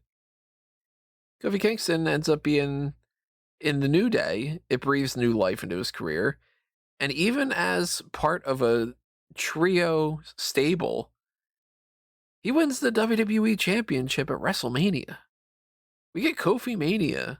And yeah, to what Callum said, like maybe that's not necessarily Kofi reaches a level of the way that things would have been in the Attitude Era, and that's the equivalent. Maybe it's more so, well, they didn't have any better options other than that, and that's indicative of the negatives of the time frame. But I do want to kind of look at it more so in the sense of, that was still fucking great. That's one of my few things over the past couple of years that I'm like, really genuinely just enjoyed, was Kofi winning that title at WrestleMania. Yeah, and I understand every word that Callum said as far as, was it a defining WWE Championship reign? No, but it was legitimately one of the best moments in quite some time, and that he will forever have that. And I'm glad that he does, and just all around positive. And he seems like such a good person on top of it, because now we're in an era where that really matters, and he just genuinely seems like a great person. Yeah, I don't want to. I know I've tried to cloud it in a sea of negativity, but I don't want to take anything away from what Kofi Mania was and what it represented. And frankly, it's something that WWE should take more lessons from than they clearly did, which is this guy got over quickly, over organically with the crowd because of one match that they did, which they booked to absolute perfection in a completely different way than probably what they were expecting to. Yeah, that did not seem like that was the intention. Oh, that's cool. Let's give Kofi a bit of a run in this match, and maybe they'll see what happens. And it's a good moment for Kofi. And then the entire crowd just explodes with the idea of, wow, I never really felt this way before, but I really want Kofi Kingston to be WWE champion. And people have always, especially with the push in 2000, that he got and the feud with Randy Orton, people thought that maybe he could be elevated to that level. But then there's 10 straight years of him being a perennial, United States champion, tag team champion, Intercontinental champion guy. He's always in and around the mid-card. He's just doing stuff. And it's just like nobody really, at that point, nobody even thinks about it. He joins the New Day, as you say, breathes new life into his career. He becomes the experienced hand with these two relatively new guys coming through. And they become one of the greatest factions and tag teams in the entire history of WWE. And it's well deserved, that staple, that little mantra they have. It's just, they went from being a group that nobody liked to being a group that was completely undeniable. And then he becomes a W champion because you get that groundswell support, and they ran with it in the same way they ran with someone like Daniel Bryan, which we may talk about later on and stuff like that. But he gets that championship reign, and the championship reign itself is kind of superfluous to the moment, because the moment is what mattered, and everything else that followed it, they could have done better. They 100% could have done better with his title reign, but that was kind of just, that won't be remembered in the same breath as the moment was of him winning it. And yeah, I think that's something that they should have taken more lessons from, which is when you see a guy getting organically over to that degree, you run with him. You build a story around it in the same way they did with Kofi Kingston, rather than, as they have done both at this time frame and for a lot of times in the intervening period, cut their legs off because it's not the guy they wanted. Mm-hmm. And I feel like, I don't want to say they've gotten better at doing that nowadays, but I feel like they're more open to that idea now of the guy that they necessarily want doesn't need to be the guy that they push. But there's always going to be pushback. They will always revert back to Roman Reigns. The only difference nowadays is the fact that Roman Reigns is a character that a lot of people get on board with. So that's the difference. If Roman Reigns was still the Roman Reigns of 2019, they'd still be pushing him to this level. Just people would hate it. Right. Just that's the difference. Now people like Roman and people like what he's doing.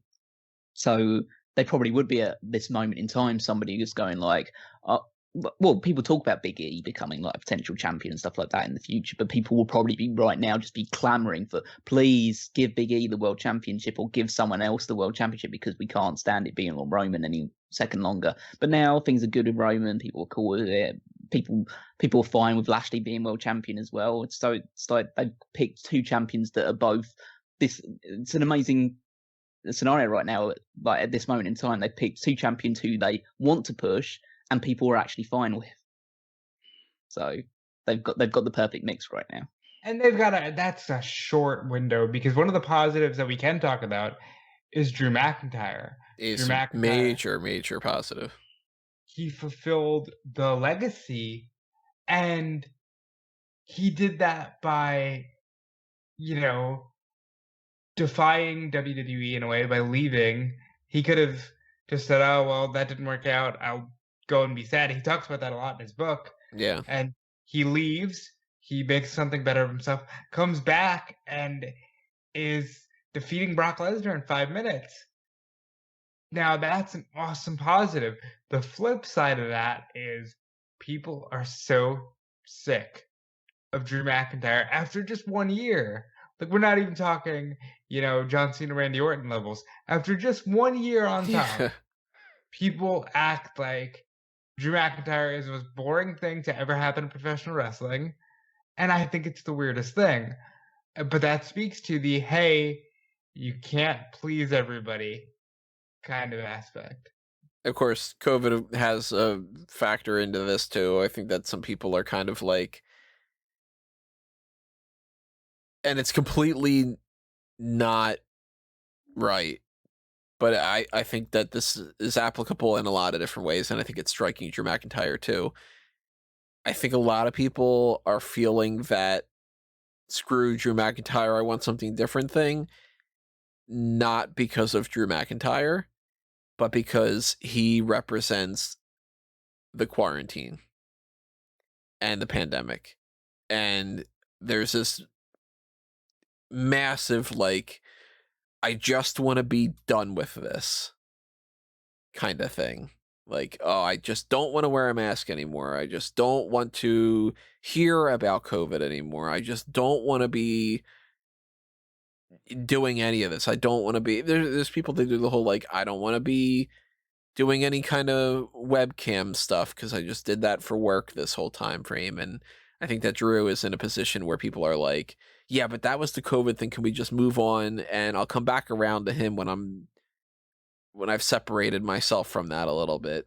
But we're going to find that out, of course, over time, if that ends up working out that way, or if it's like some stigma that just, the stink carries on with him for the rest of that. But it is funny that, like, during this time frame of when this video number 100 came out, these are some of the things we were talking about, that he was on a losing streak. And there's a quote, and they're making him look like a jackass. This is before even like some of the 3MB stuff and whatever.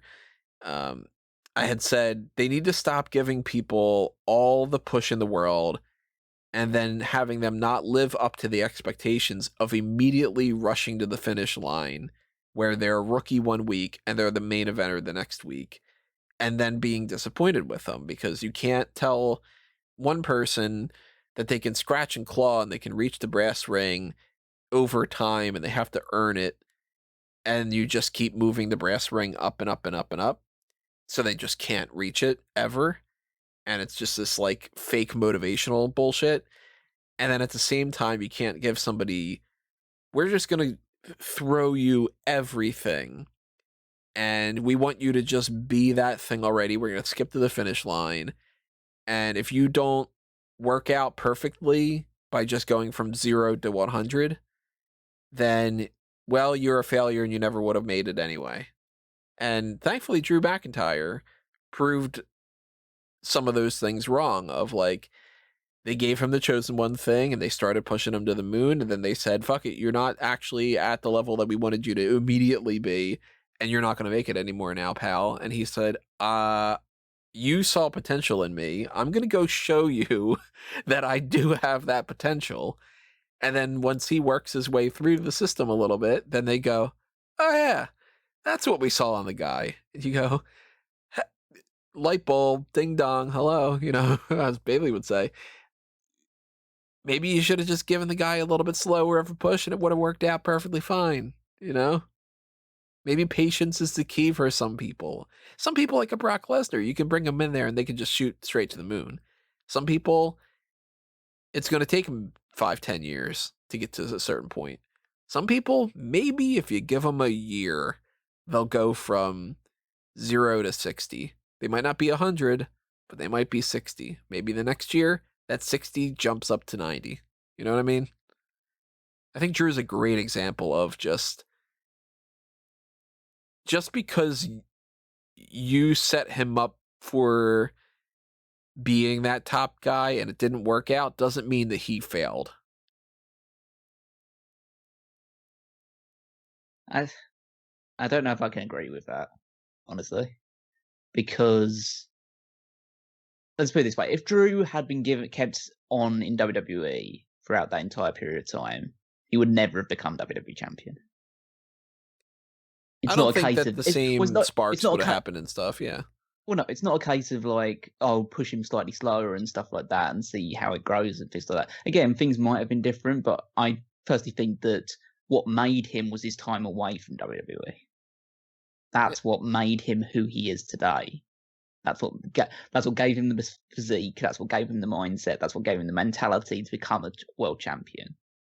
Without that time away, he's not the same guy.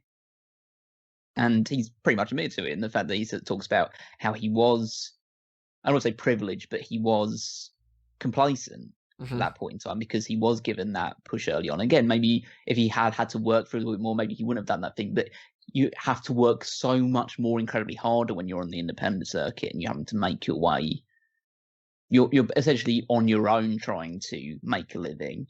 And then when you come back and then you realize you've got this opportunity, you don't want to let it go again. And that's what McIntyre's attitude has been ever since. And that's why he has reached the level he is. That's why he does feel like a genuine main event talent now. And I don't think he was ever going to lose that feeling from this point onwards. I would also disagree with the assessment that the reason why people turned on McIntyre is because of association with the COVID era. People turned on Drew McIntyre because they always turn on someone who's pushed. Well, they do that too. Yeah. Well, yeah, but as soon as you're pushed, you become, okay, who's next? That's the mindset people take. I think McIntyre's reign would be looked on more favourably if he'd have lost it earlier to Randy Orton than he did. Like, I think the reason why, I think that's the main reason to me why McIntyre is seen in a more of a negative light, or has got more of a polarising reaction now than he previously had, is the fact that he held the title for way too long and his reign was too boring because they just couldn't find anybody to really make an interesting feud with until they had Randy Orton. And then when they had Randy Orton, they stretched it out and they stretched it out and they stretched it out like they always do. I'll also throw in there, I think there's a bit of a Diesel factor where McIntyre gets over because he's a fucking badass. And then it's like he gets the belt and immediately starts doing the, hey, all you cool cats and kittens, and God, I'm just so happy to be here. And that's never the way people want to go with certain things, except for a Kofi or a Daniel Bryan, where it's like, I can buy that this guy is legitimately chipper and happy to be here, you know? To be on that point, it's just like, even if he does evolve to an extent with who he's willing to allow to have champion and stuff like that, Vince is never going to escape the mindset that he wants every champion to be Hulk Hogan. Right. Or he wants all champions to be John Cena or The Rock. He wants those people to be people who can make jokes and laugh at themselves and be the ha-ha guy when they're the champion. And McIntyre's doing that. And it's just not what got him over. Certain people that will get you over, but it just doesn't work with a guy who got over because he kicked the biggest beast in your entire industry's head off, and then should have gone on a tear off that point. You should just be destroying people for a while before you build up another challenger like Randy Orton when he was getting super over at that point. Randy takes the title, holds it for a few months, McIntyre wins it back, and then his reign has a bit less of a stigma associated with it, of just a guy who was holding it for ages and ages and ages. And he's been in the main event scene. I don't think it's not the case that he's been in the main event scene way too long. He's been in and around the WWE Championship way too long. You can still be a main eventer without holding the title. You just needed interesting feuds to go along in the meantime. Even though his reign or his period at the top of the card probably extended to a year and a half, I'd say probably the most interesting thing he did outside of the first interactions with Orton was the feud with Sheamus, and that never even ended up in a one-on-one match for the title. And yeah, so I feel like McIntyre is definitely a success story beyond what he was doing in 2012, because this is prime, okay, we're about to put you in 3MB era. And it's just he's a guy who still has an air of potential about him, but you've kind of come to the realization of okay, this guy is going to be, I'm trying to think of an equivalent at this point. He's going to be a Val Venus. No, Val Venus was never going to be world champion, but he was never going to be. But he could have been, if you'd have transitioned him from being a more comedy style character into something more serious in a better way than he was. Actually, Test is a really good example. Test is a guy who could have been a world champion if you pushed him correctly, and then that went absolutely nowhere. Whereas McIntyre McIntyre at that point in time is someone that you knew was at the Test level now. But it's a guy who's we're going to be seeing on our screens. We might as well get used to it, but he's never going to really get anywhere. And now he is one of the guys in the company. So you can't really have more of an upscale than that. You know what they would have called it if they would have given Test one of those quick title reigns just to see what it worked out? A pop quiz. A test run.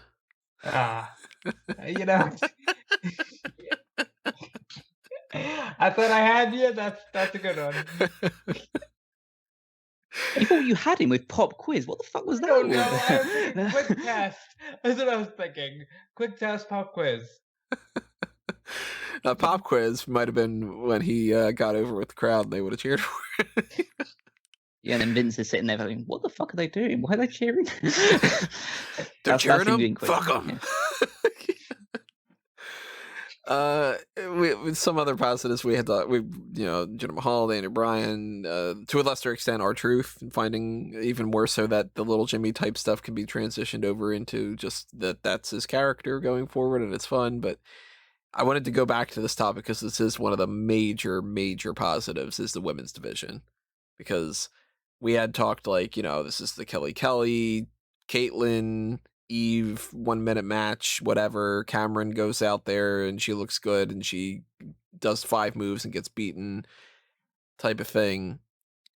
Now we're at a time frame where it's like, all right, why is this not the main event? Or, well, the biggest reason to watch this card is Charlotte versus somebody. Or if it's just a completely different animal in all the positive ways. They still have beautiful women. So anybody who's like, oh, I missed the era from when they were just all models. No, look it around. I mean, God, there's Alexa and there's Sasha and there's, it's not like that's changed. It's just that they don't focus on bring a model in and she doesn't need to wrestle. Now bring people who can actually wrestle into the company and maybe they can be that kind of side of that positives as well. And it's just infinitely better. Yeah, and thank God for it. Yeah, the women's division has had a serious elevation since 2012. There's still a lot that needs to be done. Right. But yeah, so again, don't want to have WWE just feel like, okay, we're done now. Yeah. And just ring the bell, it's over. Yeah.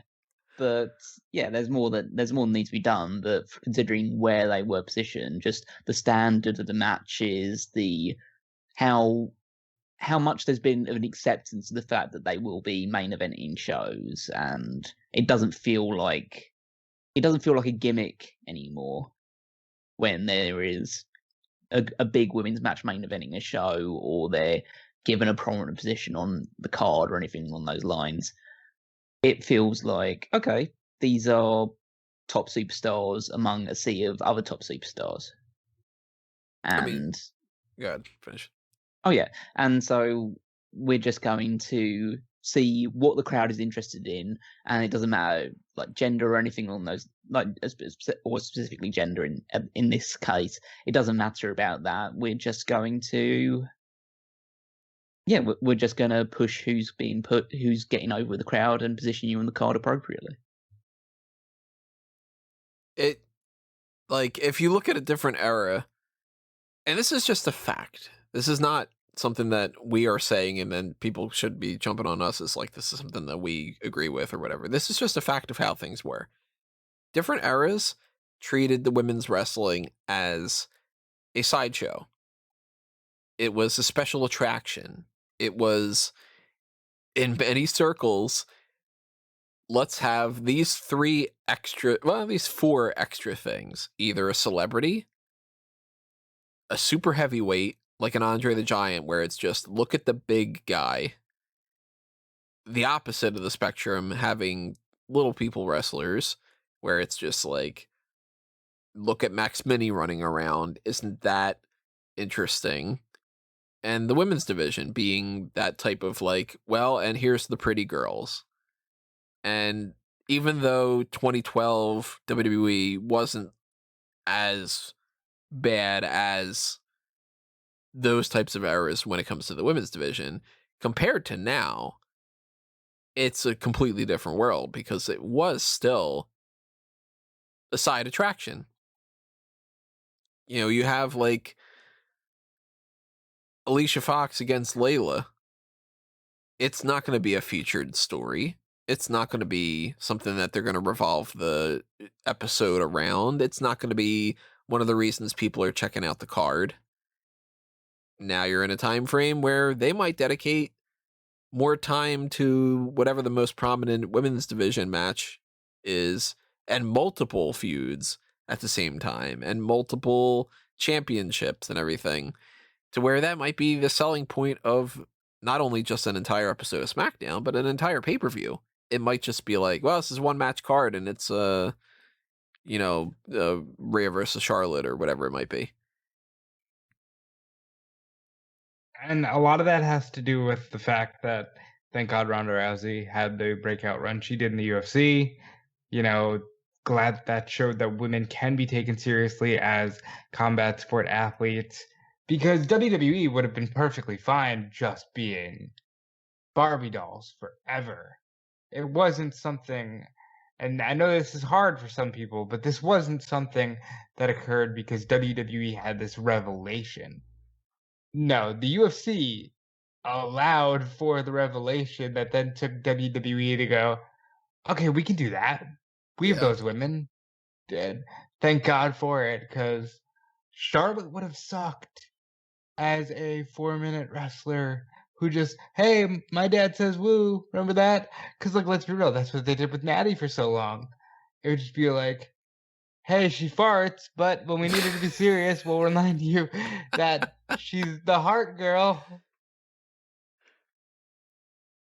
I'm really surprised they never went with the Fart Foundation or something. Yeah, I really tried hard not to say anything like that myself. Yeah, I mean, you look at there's the collection of women that you have here in 2012, and there's lots of people that would be thriving in today's era. Like the one that springs to mind is obviously Beth Phoenix. Right. She'd be AJ. killing it right now. Yeah. Eve kicked ass at the end, so I think she would have done really well in this Yeah, era. I think she would have grown into it. Nikki Bella did grow into it. Yeah. She was a very solid hand by the time that she all hung it up for the time being, shall we say. AJ, obviously. AJ, yeah, she was really kind of one of the first to light that fuse. Okay, I might just as well say some more controversial things. I think AJ reached. Obviously, AJ was a great promo and a great character. I think that she was able to reach the level and has the reverence that she has among certain fans of that period nowadays, because the standard around her was so low. Yeah, big fish in a small pond, despite being super tiny. Yeah. So I think, I think nowadays kinda... she would be. I think her promo skills would obviously help her stand out, definitely. But I think nowadays she would be considered. I'm gonna say just one of the people on the roster, but it would be more of a case of she'd have to struggle more to get noticed. Yeah. Yeah, because now there's at least somebody that can do just the same things that she did, potentially even better.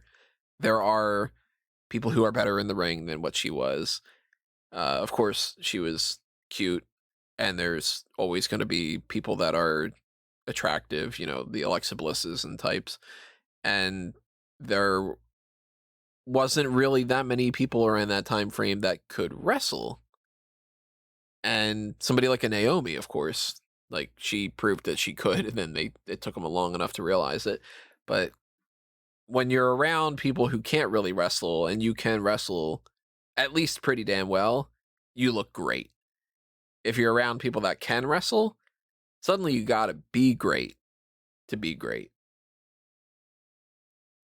I think AJ, in a lot of ways, much different scale. Don't take what I'm saying literally. But in a lot of ways, she's a lot like Punk in that complete martyr. Because before AJ, nobody was talking about, I've always wanted to be a wrestler, it's my dream to be here. Before AJ, that just didn't happen. And she opened that door to hey, we can kick ass too. Hey, I want to use my platform for mental health embetterment. And I just think that she hasn't talked about wrestling not once since leaving, so I don't think she's ever coming back. But she deserves quite a lot of praise, in my opinion. How crazy is it how short of a time frame she was there and how big of an impact she made. It is pretty crazy. She was there for like 3 years? Yeah. Maybe not even. Like, it didn't seem like it was that long. And she, I mean, strapped the rocket to her, and then everything, dissipates eventually. But like, man, she made a hell of an impact in a short amount of time. I think it was like she was there for what, in terms of like actually on the main roster, I think from mid to late 2011 until 2015. Let's see. Did she leave? Because she leaves at WrestleMania 31.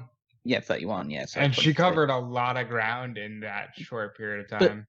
But again, it's just like her run is more, I guess, more indicative of what things used to be like, in that you went to a territory, you stay there for 4 years, you make as big an impact as possible, and then you fuck off. Yeah. And it's just the difference is that she didn't have another territory to go to at that point in time when she left. And she's decided that she wants to pursue interests like her husband outside of professional wrestling, and she's killing it as an author and as a and any other avenue she goes down. It's the thing about the I don't even want to call them the punks or anything like that. The Brookses, they once they set their mind on doing something, they do it. And I mean, outside of UFC, they do pretty damn well. They do pretty damn well on the approaches they take. So, well, to be fair to Punk, he wanted to be a UFC fighter, and he fought twice in UFC. He didn't necessarily, I got to win all the championships and stuff. But he did that, I mean, yeah. Like, I don't discredit him for reaching that level, especially considering the fact he was starting from such a late platform in life. If you wouldn't have made the joke, I would have, though. So yeah, exactly. Yeah, exactly. But it's I mean, the reason why her reign is considered so important is the fact that it is that huge transition period, because there is a period, and it's not entirely down to her. I do believe, as Rob said, she should get a lot of credit for it. But it's not entirely down to her. There's the UFC influence. There's what NXT would end up becoming. But there's a period before AJ Lee and a period after AJ Lee in women's wrestling. And whether she was directly influential, I think she obviously was influential to a degree, but I wouldn't say she was directly influential to it. But you can see the difference in how the women's division was transitioning at that point in time. And AJ is seen as like a martyr for that period of time. So whether she did directly influence it or at least like partly influenced it, it's just a case of, because she was, in many people's minds, the top wrestler and the top female character at that point in time, she's given a lot of credit for that period of time, and that's why people remember her so fondly. And just for the fact that she was just a great character and a great talker and a very good wrestler. Yeah, she was great. I'd love to see her come back in some fashion. Well, now I think we should be wrapping things up by talking about the other side of this. Who knows how things are going to work out over shit. I could we could all drop dead in 2 minutes. A meteor could hit us. I don't know. Christ. But when we were doing this previous video number 100 on the channel, and going through these topics, not once, I think, during that do I say, hey, in 10 years maybe we'll come back and revisit this. But now, with the benefit of hindsight, with the growth over the years and everything, what if we're doing this again in another 10 years? And we look back on episode 500 and we go, it'd be kind of fun. Let's listen back to this episode. First off, I hope you got your shit together, future Tony. Hopefully you're in your mansion right now being like, oh my God, all this amazing stuff that's happened. But where do we see some of the current roster people going? And we're not, of course, going to break down who's going to win all the world championships and who's going to be this, whatever like that, but just some, I guess, predictions of Are there anybody that we have on here that could be a big star? Or is there anybody that we're going to put out there and go, you know what? I think that this guy is going to be something. And I think that this guy, he's not doing anything right now, but he's going to get that courtesy push. Or, wow, I don't think that this is going to work out all that well. Or just, grand sweeping kinds of things. I think that that's a way for us to look ahead. Like, I would say, for instance, I would assume 10 years from now, we're going to look back on this and we're going to say that this WWE Championship reign was the defining moment of Bobby Lashley's career. I can't imagine that there's going to be something else in the next 10 years that's going to equal or surpass this. No, I'd agree with that. Yeah, probably not. Especially if he gets that match with Lesnar. Oh, yeah. And especially if he wins that match against Lesnar. I think even if he loses it, that's even the still, moment, yeah.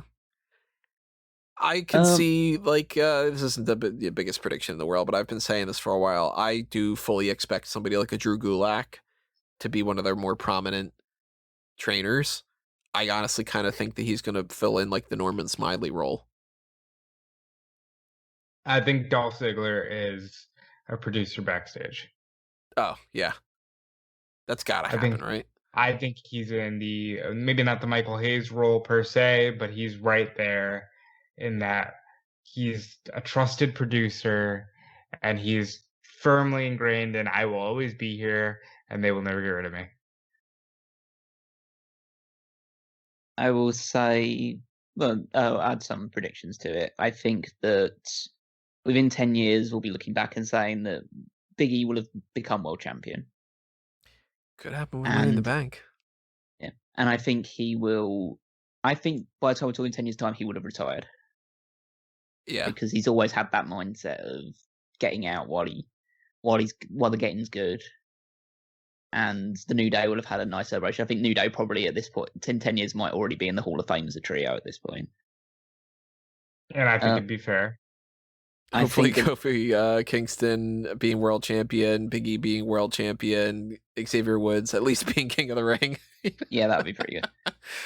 I think if I look across the rosters right now, I'm sticking mainly to Raw and SmackDown at this point. So if I'm looking at potential future world champions, I'm looking at Montez Ford. I like it.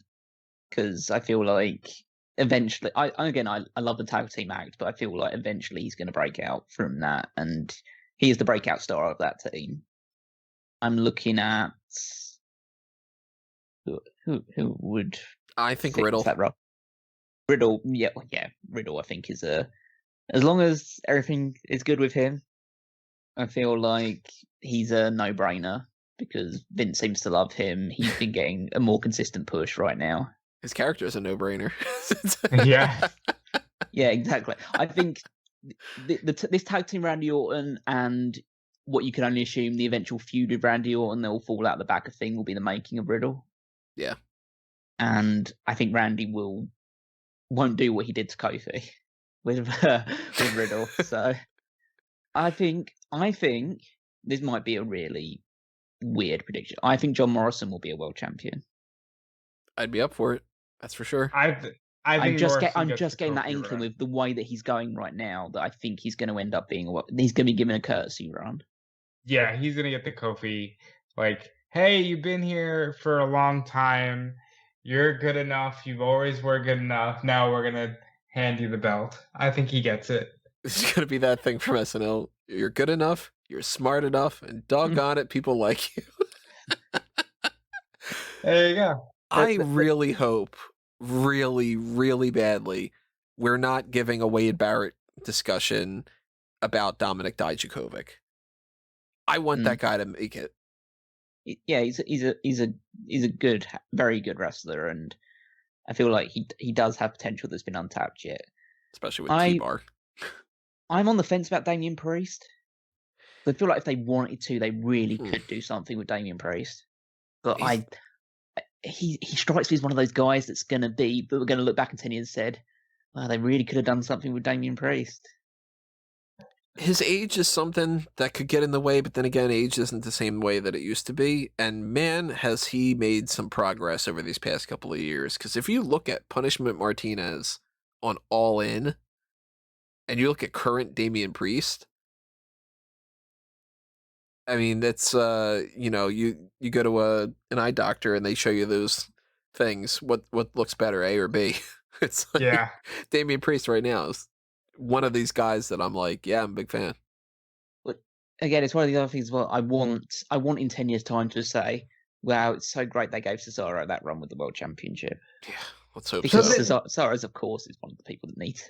They had posted a thing a while ago about, I think it was like Big E, Cesaro, Riddle, and somebody else. Like, who do you think will be champion in 5 years' time? And I'm like, look, if we're still saying in 5 years that Cesaro should have been the world champion, you dropped the ball. We're all like crotchety with our canes being like, I still think he's got a run in him. Like, yeah. He can still do it. Cesaro is pulling a 20 years past the Bob Backlund reign kind of thing. I think also in 10 years' time we'll be talking about, wow, Chad Gable was so awesome in AEW. We're gonna be talking about that in 2 years' time. Yeah. What's his real name? It's not. Is it Chad Gable or is it Charles Betts? Yeah. Okay. Betts. Yeah. So he might not be able to be. Good old Chuck Betts. One thing that, again, maybe I'm going to be a bit left field, and you guys both might disagree with me. I think we're going to look back in 10 years' time and say, what was the point of Baron Corbin? Well, I think he might end up winning the championship. I think he might do as well, but then I'm also thinking that he might be the same way as when Jinder Mahal won it. I just feel like, yeah, he won it, but what was the point? Not to spoil the hot tags, but they trademarked Happy Corbin. Yeah, I don't know how that's gonna work out. Like, I'm fully in the camp right now. If they don't strap the rocket to this fucking guy and go, you're a badass, you're a swab, legit tall man, we need to run with you, that he's the Wade Barrett discussion we're having, where it's like, you just fucked this up because you just wanted to.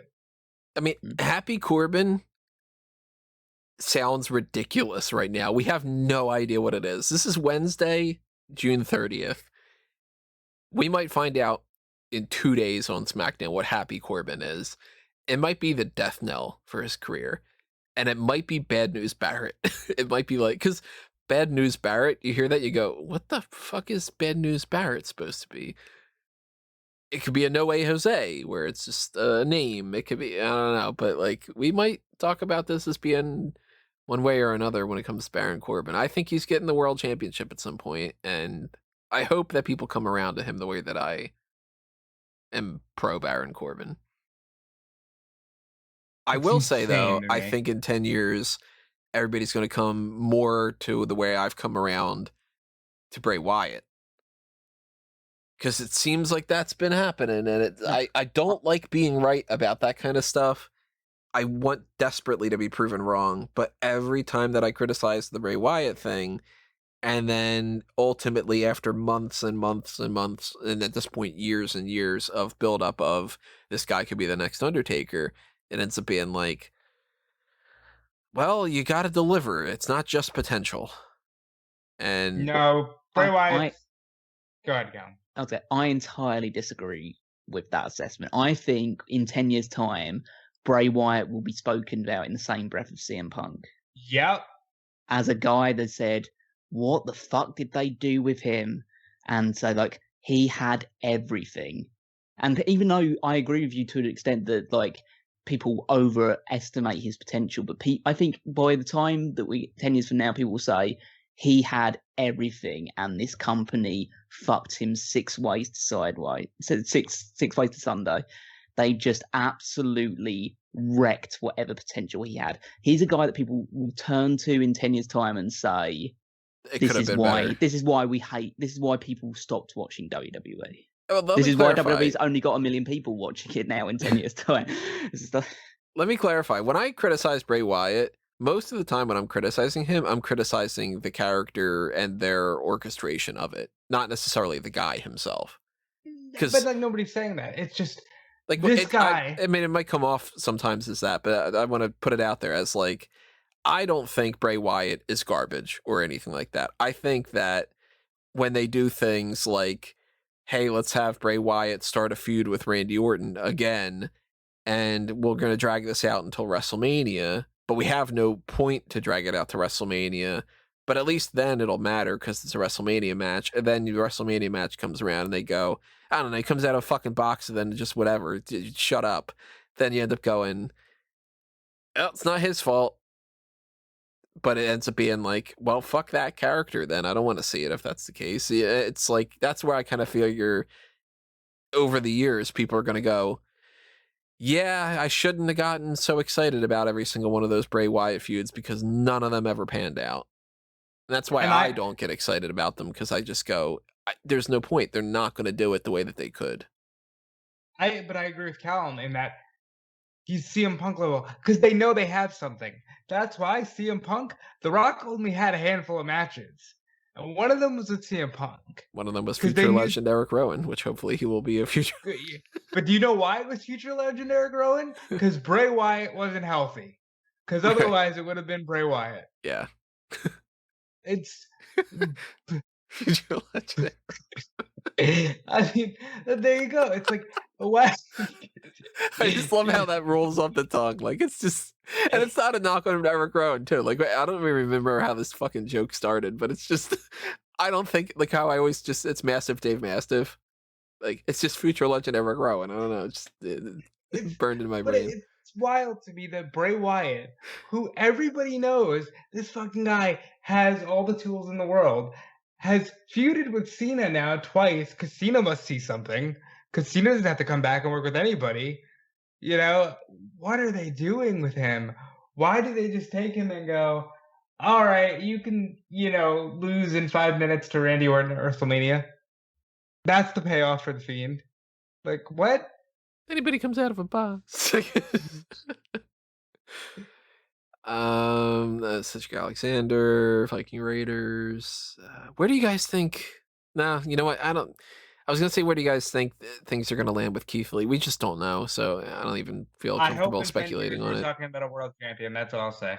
I hope that in a week we're talking about, all right, everything's back to normal. Keith Lee's heading towards that championship reign, and that, because I want Keith Lee to be like the guy. So hopefully all things work out there. I get I would assume like an MVP would be in the Hall of Fame at this point, probably. What did you say, Callum? I get the sense that, transitioning over onto the women's side at the very least, that I feel like we're going to look back on Rhea Ripley as, and it's one of those things. It's one of those things with Rhea Ripley in that I feel similar to how you spoke about how this run with Bobby Lashley, with the WWE we're going to define Bobby Lashley.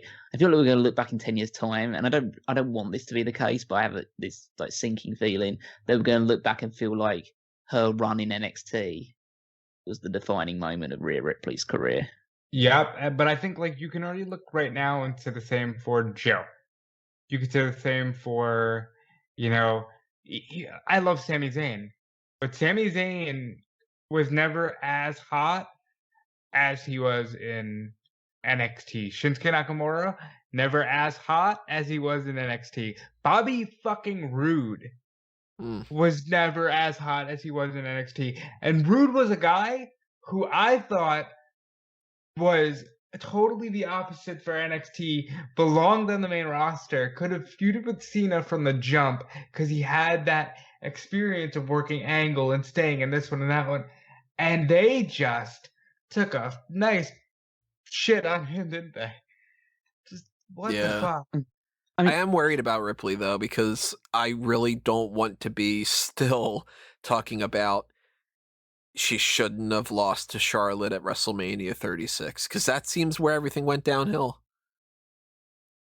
No, where everything went downhill for her was on the main roster. Now, granted, NXT went through this weird metamorphosis during the pandemic, where it's not the NXT that we remember it being, but she gets on the main roster, and she's like wooden, and she doesn't know how to speak. These people on these shows, they don't know how to communicate with regular people. They kind of promo on Raw with Charlotte, Tamina, and Natalia, and it was like legitimately AI speaking to one another in a video game. It just felt frozen, and I don't understand this.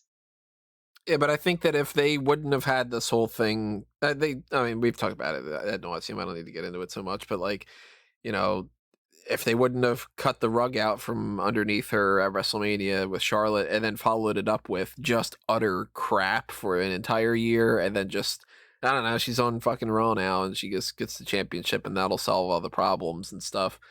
I think that's what's killing Ripley. I'm expecting Ripley's dropping that title at Money in the Bank, and that we're gonna.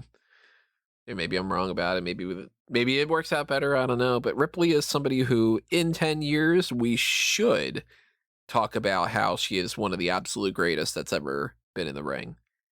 Well, let's talk about this right now, because Rhea Ripley should fit this mold in 10 years. Can we legitimately look back right now and say that there are any positive success stories from NXT? And I love NXT, but I think you know what I mean when I'm asking this question. Yeah, I think that there's even just in the women's division, Alexa Bliss is an overwhelming positive. She didn't have much of a run on NXT. I mean, you can argue that, yes, she's part of that system, but she didn't have the run that Rhea Ripley had on NXT. I think Seth Rollins. Fair. I think, you got like tag teams.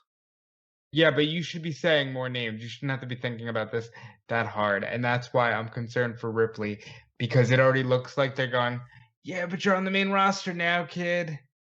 Learn this style.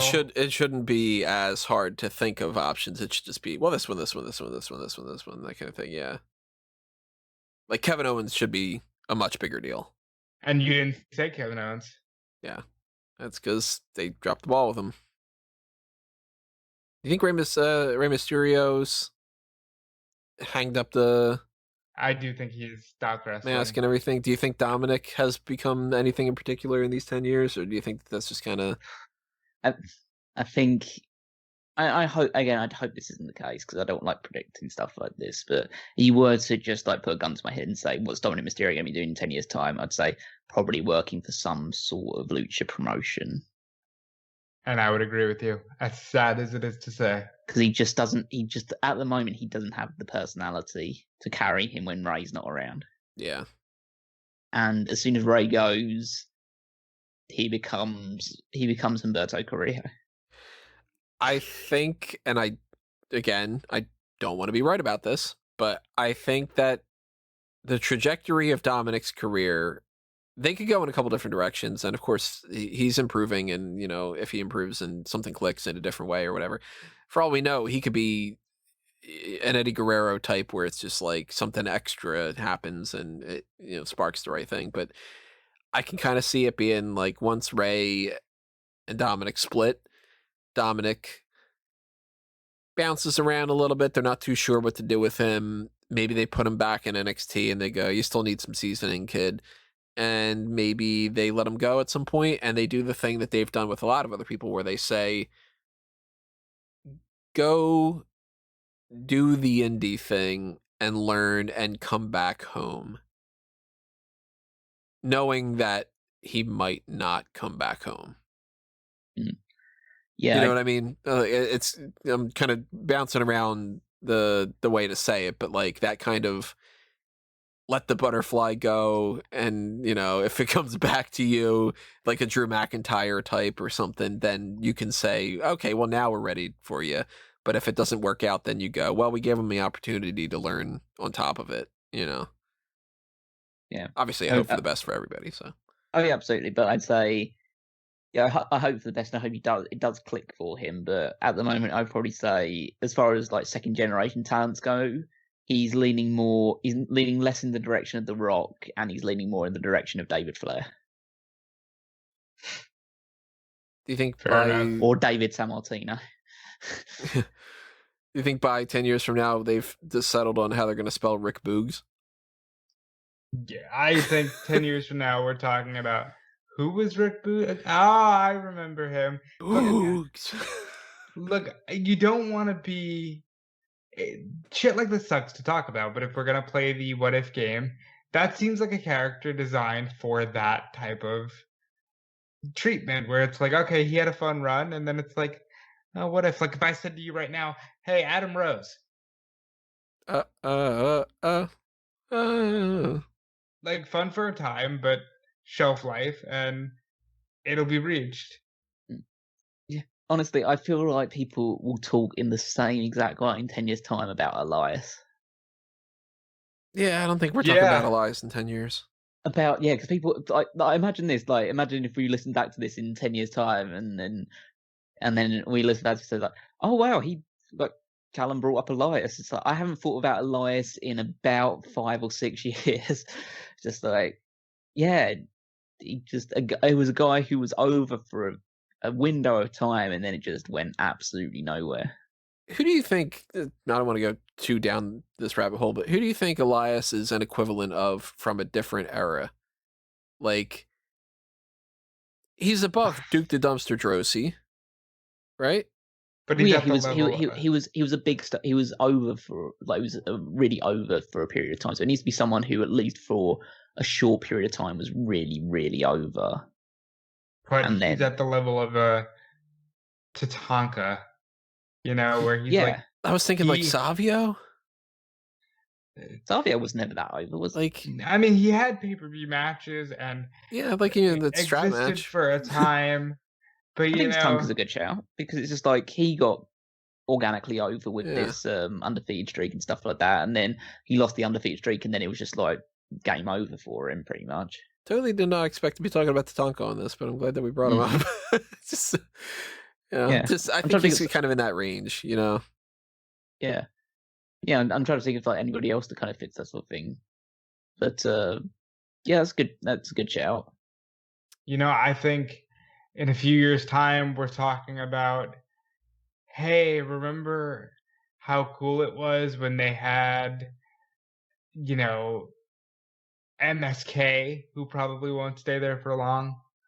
I don't see them being lifers. That's not like a knock on them. I just think they'll want to go elsewhere. They'll want to do, you know, other things. I hope certainly in 10 years we're not talking about who's the WWE 24/7 champion. I'll say that. R-Truth, I'm assuming it Retired with the belt. looks exactly the same in 10 Yeah, years of because course. this Oh, yeah. fucker does not change at all. This I'm guy at- I'm just at- looks better with age, it seems. So he might be I- like, hey, R-Truth's got another 40 years in him. I just imagine that at one point he's going to hit like his 60s and 70s, and then it's just going to be like one night a switch just goes off. His hair just goes white like Rogue overnight or something, and it's just kind of R-Truth 1 week is like, I don't know, he's dancing around asking people what's up, and then the next time he's just kind of like, I mean, this is the year that he just yelled out, "I'm tired," and like maybe down the line he just goes, "Yeah, I'm fucking done." But like R-Truth is fucking great. I love R-Truth. I'd say I feel like Nikki Cross will have gotten a courtesy run with the title. Oh, yeah, that's coming. I have an article planned. I don't know when I'm going to write it or whatever about how I think that they can go about doing that with this superhero gimmick. I don't think she deserve it. I think Mandy Rose would have been a would have been a women's champion by at some point. I think Sonya Deville, whenever she wants to return to the ring, can easily become a major women's champion. Not just someone who just holds it once and then that's kind of it. It's someone who could actually be at the top of the division for a while. I think the 4 Horsewomen is no longer a thing. Yeah, well, I think one of them would have at least gone by that point. I think if I was to say the one that I think will leave the earliest, I'd probably say Sasha. Sasha's the one I'm thinking. Yep. I think agree with Becky is probably retired. I think Charlotte is still around. And I think Bayley is kind of in that range of like, well, my best years are behind me and I'm the veteran who, I mean, she already is a veteran, but like, I'm the one who, I guess kind of Bayley at this point, maybe 10 years from now, she is past even what Mickie James is in, where they're like, Bayley is that legend and she's a trainer type, and So I Natty think is a trainer. I think Bailey's a lifer. I think of the 4 horsewomen, Bailey is the lifer. Hmm.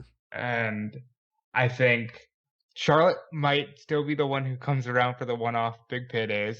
I think Becky comes back, has like a great year. I'm talking about right now. I think whenever she comes back, she has a great year to her, and then she's gone. And I think Sasha That could quick? retire right now. Like 2 years Yeah. from now, she's gone? Yeah, she's got a kid. God knows how that changes things. You know? Well, that's the thing that you always have to keep in mind. And again, it's not fair, and you shouldn't judge it this way in that regard. But a women's wrestler's career is typically shorter than Right. a men's one because of other things they want to do or other avenues they want to explore.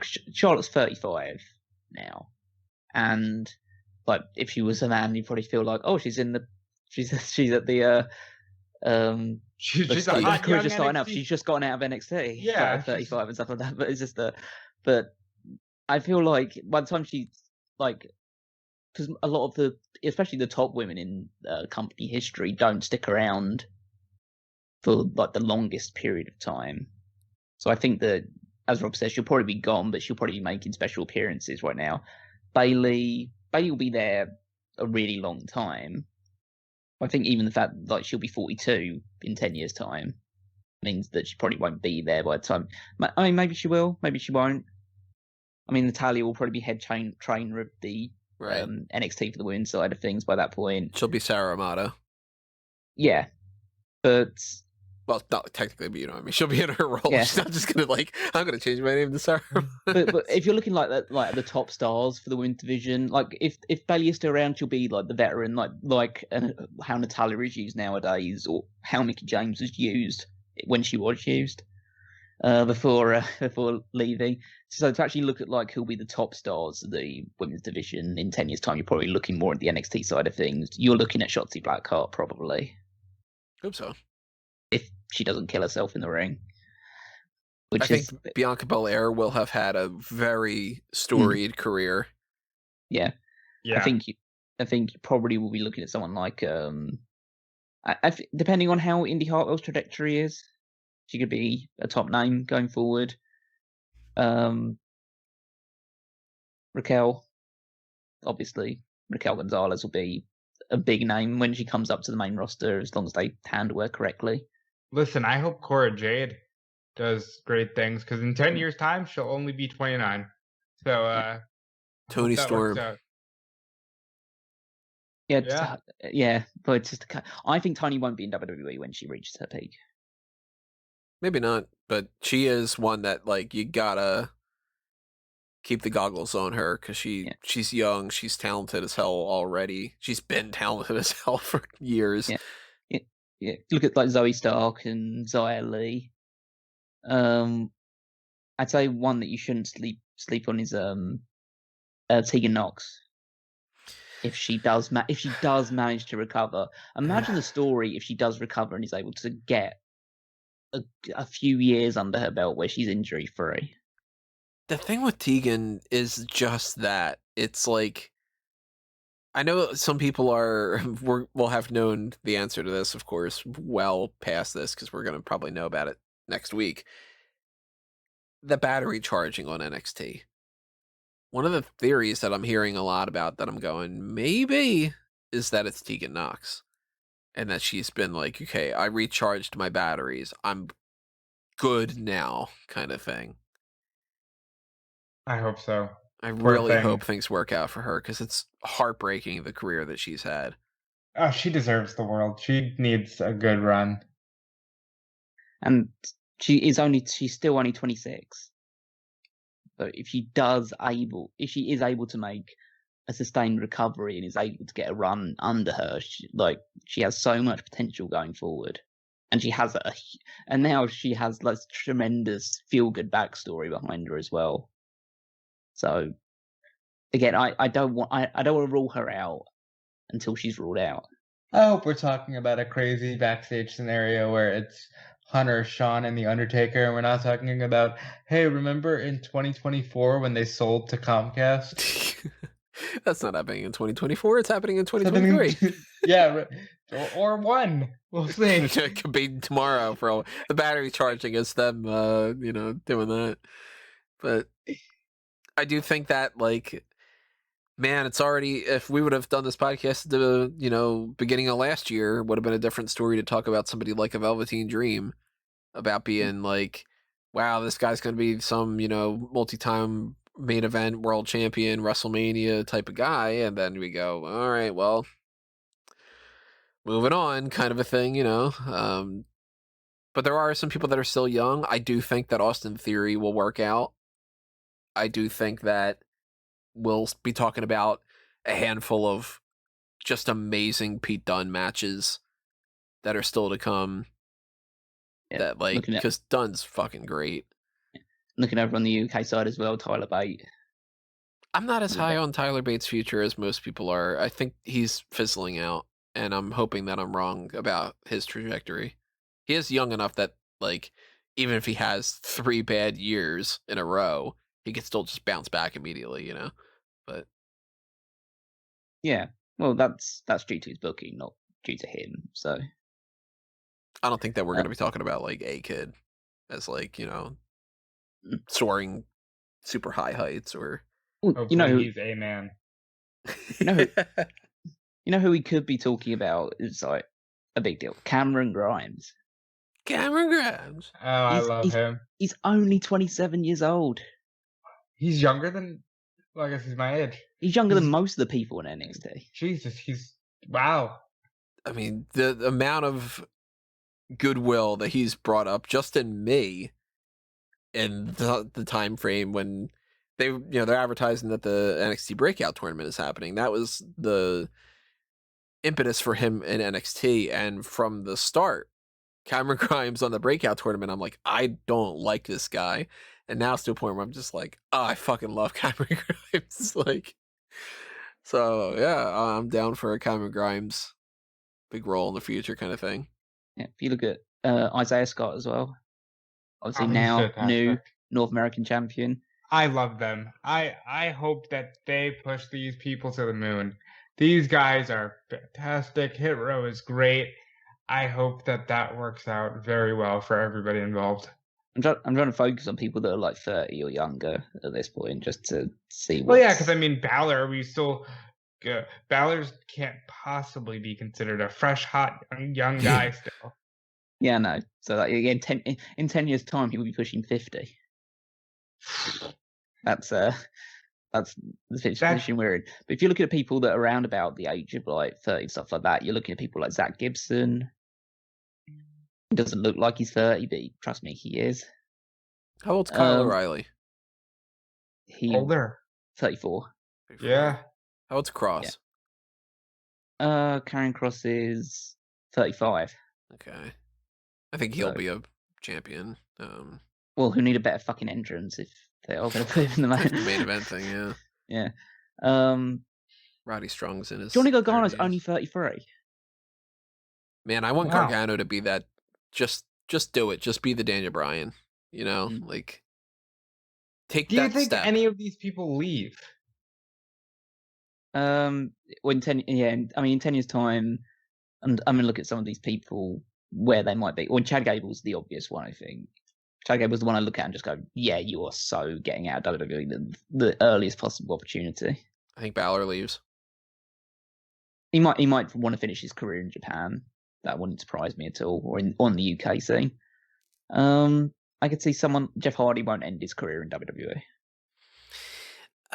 See, I don't know. Jeff Hardy is really, that guy bounces around, and I do think that we are eventually going to get the Hardy Boys on WWE television going into the Hall of Fame. Yeah, but I think before then... Right, I don't think that Jeff Hardy's final match is in WWE. Listen, I think before then we're getting the Hardys against FTR in AEW. Well, I mean, I want that, and also Hardy's Bucks. I know we've seen Hardy's and Bucks, but that could be their final match. Bucks. Yeah, I could definitely imagine that being the case. I think Ricochet won't be in WWE. Yeah, I don't think he'll still be around. I don't even think he'll necessarily still be around this time next year. But yeah, We don't know about contract stuff. At least off the top of my head, I don't remember. Mm. I could see And- some people like on the smaller end, like maybe some decent stuff happens with like a Carmelo Hayes, or maybe we're talking about like Jake Atlas becoming like an Intercontinental Champion or something like that. I'd love to see, if we're talking just general ideas, I'd love to see Drake Maverick still there and being like, I don't want to say like a William Regal type, but like kind of just like one of those guys, you know what I mean? Like I don't know how to really express it, but like I want Someone him who's to not in the have ring. been ingrained enough into the WWE that he is one of the lifer types. I want him to be like one of those guys. I don't really know how to like necessarily phrase it, but like that Triple H and William Regal are tight. Yeah. And I kind of want Drake Maverick to be one of those guys for like a Triple H. I'm hoping, of course, Triple H is like, taking over more of this control, and for that matter, and God, things if Vince is still in control in 10 years' time, God almighty. Could happen though. That's the thing. Well, yeah, It he's never could going to happen. die. But I one of the big questions for me, actually, if we're looking at 10 years' time, will they have in 10 years' time have convinced Walter to join the main roster? I don't think so. And if that's the case, then will Walter be somewhere else? Yeah, He might be. The question is where. the UK. It's hard because he doesn't want to be on the States. Well, yeah, but it's you don't mean NXT UK then? No, just like geographically, like he's But probably in but Germany. he's like, but you can't just contain someone with that aura in the UK independent scene. As much as like obviously it's my home country and stuff like that, but he's too big of a star to just leave in that place. So I'd like to see them convince him. In 10 years' time, I'm hoping that the Roman Reigns run was a lot longer than I feel like it will end up being, because he's already been on top for a while, but it doesn't feel that way. It still feels like they're just getting to the Roman Reigns time now. So I'm hoping in 10 years' time we're like, Roman had a good 4 or 5 years with that tribal chief stuff, not specifically this right, era yeah, of it, but in general, like that kicked off a good 4 to 5 years for Roman, because you don't see anybody in the pipeline. Like 10 years ago, it was Cena, and you felt like Cena would finally get the torch from The Rock, and then by the end of 2012, it was, hey, look, there's Roman and the Shield. I don't see anybody right now that I really feel like is young enough and capable enough to take over that top spot. okay, one more big question then. In the 10 years between in the 10 years between now of recording and when we come back and look at it in 10 years' time, how many more matches will Goldberg have had? 10, at least. Will Goldberg still be wrestling? No, I don't think so. I It will think only be 64. Will Sting still be wrestling? Because that guy probably. Out of the matches that I've seen between the two of them in recent times, I'm probably more inclined to say Sting will be wrestling in 10 years' time. What about the NXT thing that we just we talk about Walter? Right now, we still only have NXT and NXT UK, even though there's been some advancements and then pushback that just goes, throws out what it is. NXT Japan and NXT India both were like, hey, that's imminently happening, and it hasn't. Do you think we have NXT Japan, NXT India, NXT Mexico, NXT Africa, whatever it might be, NXT China, et cetera, et cetera? Oh. Or do you think that maybe things have folded in? Maybe we don't even have NXT anymore. Maybe it's just sort of, I don't know, something else. I don't think I could go so far as to predict what's going to be happening with NXT. I will say from the more territorial-based ones, I will say no, as long as Nick Khan is still at the helm. Or a part of the helm, obviously Vince at the helm, but Nick's is a first mate at this point.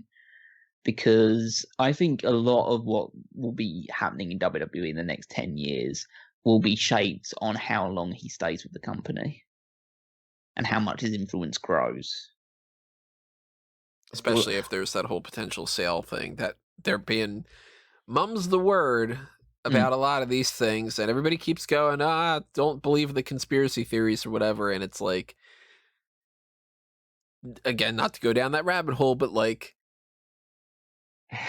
Rob, like I'm sure I followed this more than Callum would, so I'll speak to you more directly about it. Do you remember the buzz when it was like, hey, Disney's working out a deal to figure out how they can get Spider-Man in the MCU? Yep. And everybody's like, that's bullshit. It's not happening. Sony's not getting rid of the character for their rights and whatever like that. And then one day they just announce, hey, Spider-Man's in the MCU. And then it becomes, hey, there's, an extension for that. And hey, it's whatever. And,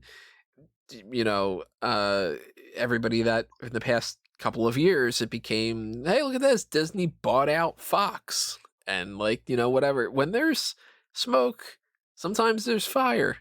And I do think that there's a good chance that, like Callum's saying, if Nick Khan is working his way into this idea of a potential major thing like a sale with WWE, that could be the absolute defining thing for everything that would trickle down. And in 10 years, whether Smack Talk's still going on, whether it's changed, whether whatever, I don't know how the things will be.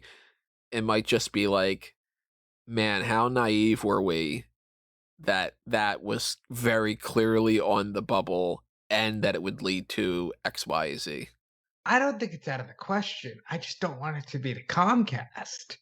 Like I want them to, if they're gonna sell, I want it to be to Disney. And listen, I think there's so much there that you can just do if you merge WWE and all of its lore with all of that umbrella. I'm okay with living in a world owned by Disney.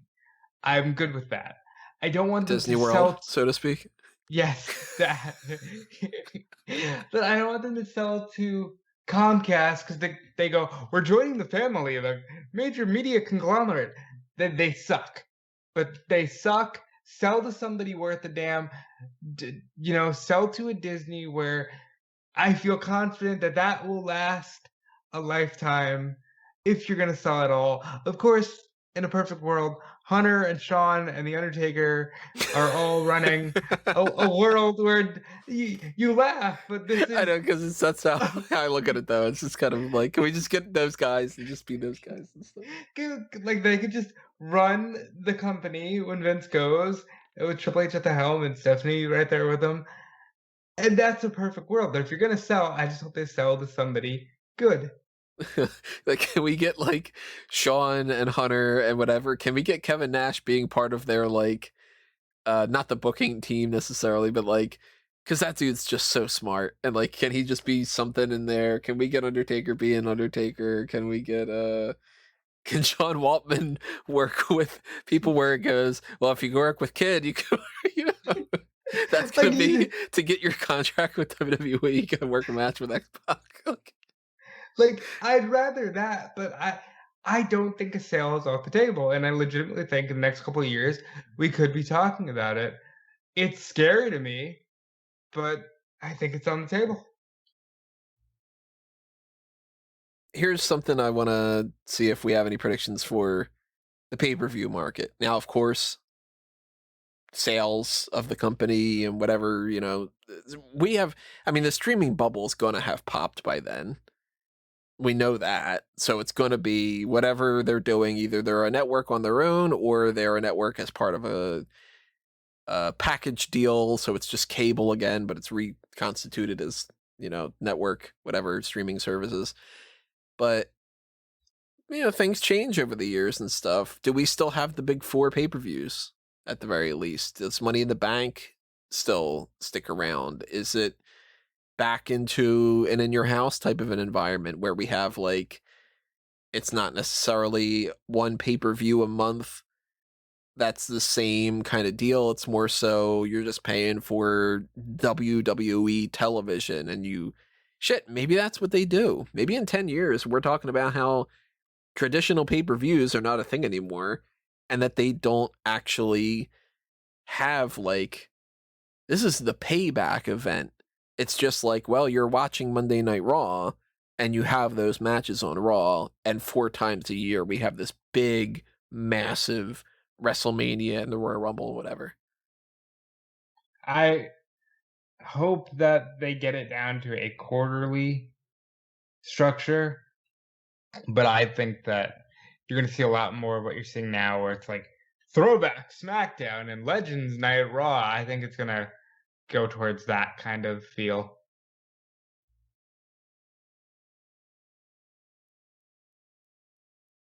I don't really have a working crystal ball, so I don't know what you expect me to kind of answer it, rather than just like you just pull something out of my ass and just hope that it's like. Well, if you have a crystal ball there, that's the general prediction. Where do you think it's heading? Well, what's the general prediction, Tony? How many more pandemics are we going to have in the next 10 years? Yeah, is the Earth still going to be spinning on its axle in the next 10 years? Yes. Are all the ice caps going to have melted in the next 10 years? Is the Amazon rainforest still going to be in the position that it is in the next 10 years? No, it'll be worse. Exactly. It's just because, like, I don't know where anything's going to be in the next 10 years to that extent. I can kind of like, my hope would be that, honestly, that not much has changed from that respect, that they still have these 4 or 5 big pay-per-views that they do and big events, and then the rest of it is just pretty missable crap. Because I want it to be better, but I'm not gonna shed a tear over the fact that their certain pay-per-views are just pretty meh and just there. I hope they transition to a model where it's not based around a particular match or gimmick, and it's more based around like a theme, like a King of the Ring or something of that ilk, rather than being about Hell in a Cell, and you can start freeing up those gimmick matches to be used more importantly as and when they're useful. But yeah, I don't think that it's going to change dramatically, because I know you guys have discussed it already at length. I'll just throw my 2 cents in there. I don't think the company's being sold anytime soon. I think there's a lot of very empty speculation going on from people that don't know any better. Not saying that I know any better, but I also feel like people are looking at what, from a lot of people's perspective, would just be cost-cutting measures in a company that was just spending money on on talent hoarding, and is deciding to go down a different strategy in order to appease its shareholders, especially after a global economic crisis, as a signal of like, oh, they must be selling the company sometime soon, rather than just saying, well, actually, they're just trying to build up profits because they have shareholders to appease because they're a publicly traded company. So, and then people just say, oh, they're going to go Comcast or Disney, stuff like that. It's just like, first of all, why the fuck would Disney want them? Because we live in a perfect world, Callum. Well, I mean, the way that everybody wants everything these days is they want content hours. Well, yeah, but Disney wants something useful. It's like you're talking about them buying Fox and then talking about buying WWE in the same breath. It's like, Fox is pretty fucking useful commodity to have. There's no comparison that's a much better deal. Yeah. I mean, of course, if WWE gets sold, it will go to NBC, because who the fuck else would want them? It's like, and maybe it'll be different in 5 or 10 years' time, but my prediction probably in 5 years' time is that WWE's ratings have sunk even lower than what they are now. And I think that by at that point in 5 years' time, they would have negotiated an even bigger TV deal than what they have currently. Continue to fail upward kind of thing. Well, yeah, because, well, again, it's just, the difference will be is that whether they continue, if they get sold to NBC or get sold to Comcast, if they get sold to them in the next within the next 10-year period, I mean the Fox thing immediately goes out the window because they will not allow programs to be on Fox if they're actually owning the company. And we're already seeing these tensions starting to form between the two cliques. Mm-hmm. They're having to balance in between. It's like, oh, we'll give you a Hell in a Cell, and I think, well, we want a Hell in a Cell as well. That sort of those little petty infighting could expand to something even greater within the next few years if they can't keep both sides happy. And the only way they're going to keep both sides happy is if they keep putting more and more major stuff on TV, which is going to have a knock-on effect on the quality of the pay-per-views, because if you're having to put all your great stuff on TV, there's nothing really left for the pay-per-views, which I guess then could transition into more of an in-your-house style model where the pay-per-views are kind of more fun little distractions where you get to see some, I guess, more interesting gimmicky stuff rather than the important matches and the actual like title matches or the feuds that matter and stuff like that will be settled on television because that's where the money is. So I think that's probably my overarching view of the things that will be in the next few years. I could probably envision a few years down in the future, but I think in 10 years' time, the only thing I can hope for or predict is that Vince is no longer in charge. Who is in charge? That's another matter entirely, because I felt like for a long time it seemed like it was nailed on. Oh, it's going to go to Triple H and Stephanie, and they'll take over the reins and they'll go on from that point onwards. Doesn't necessarily feel like that anymore, does it? Yeah, well, yeah, the Nick Khan flying the ointment is starting to go a little further, and also the last few years in particular have weakened my stance on the fact of when Triple H and Stephanie take over, it's going to get better, because I'm not as confident in Triple H as I once was, just because of what NXT's become, and NXT's become that because it's under the pressure of now a TV deal. And Triple H, if and when he takes over the WWE along with Stephanie, will have to contend with TV deals, and that compromises what his vision was beforehand, when he could work within the fact that we're in the WWE network, so if things aren't going quite as well, we can course correct and we can do shows weeks and weeks in advance and tape them in bulk, so nothing really changes in terms of the week-to-week stuff. So I'm not as confident in him being the creative force going forward as I would have been 5 or 6 years ago. I got 4 more things I want to get your perspectives on for quick predictions to round this out. We know that they're transitioning to a different headquarters that they've been wanting to do, and they've been in the process of doing. It's taken a while, but I'm sure a lot of that was pushed back from COVID. Are they still in that new? I mean, they better have moved to those headquarters by then, but you guys think that they're still there, or do you think that they are more permanently in Florida?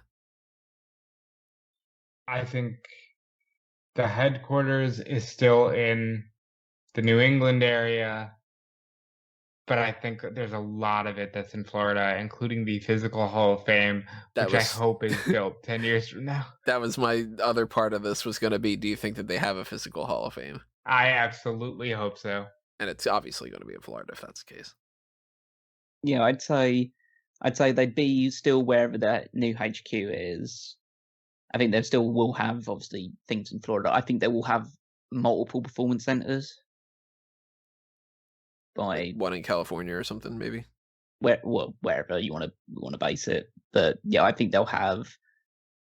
I mean, they've got one in the UK, so I think they'll have the Indian one in 10 years, because that one they actually started. Yes, they might not have NXT's those things, but they might have established centers in those places. But I think they'll have at least 2, maybe 3 in the US by the time in 10 years comes around.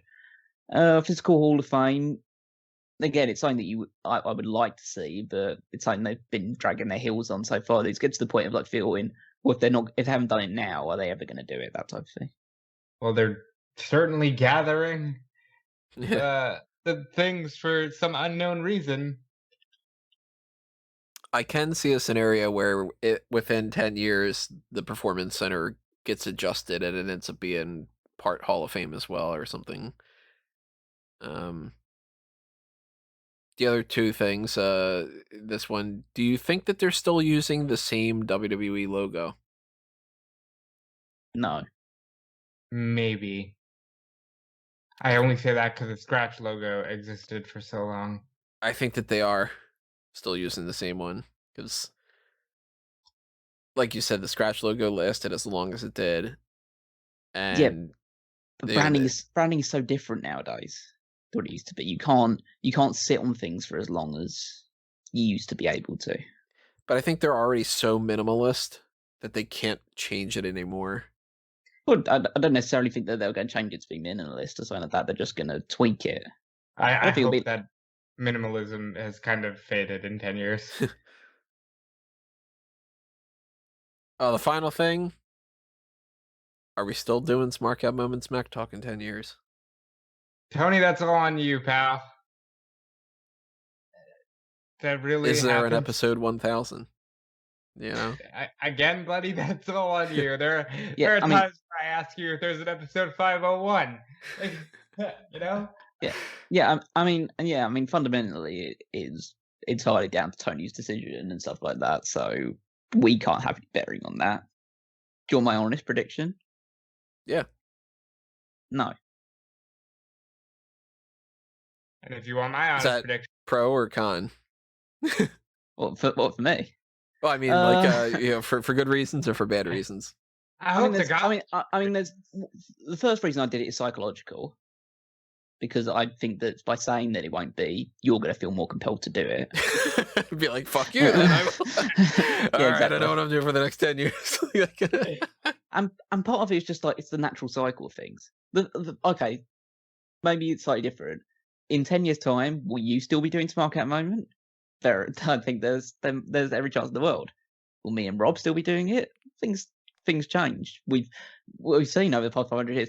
We're not the same people that did this podcast with you like all those years ago. And so you might find two other suckers to join you every single week and stuff. Hey, if you're listening, it might be you. Hey, could be you. Like, Rob is getting more established in the actual legitimate world of wrestling journalism. And I'm like, I fade in and out of this product like nobody's business. And like, well, let's put it this way. Since I started doing this podcast up until now, I've never been less connected to professional wrestling than I am at this particular moment in time. AEW is my saving grace with that respect. And so if AEW starts going bad, then I'm really fucked at that point. But I would say my hope would be, yes, we're still doing it and we're still having as much fun as we always do. My pessimism says no, because just things happen. 10 years is a long fucking time. I would say my hope is yes. Do I still think that you have it in you to continue doing it? I hope you're doing something better, but within the next 10 years. And if we are doing Smack Talk, it's because it's grown into a sustainable brand. But my hope is that we're all doing something still together, but it's grown exponentially beyond this. Always the hope. The hope.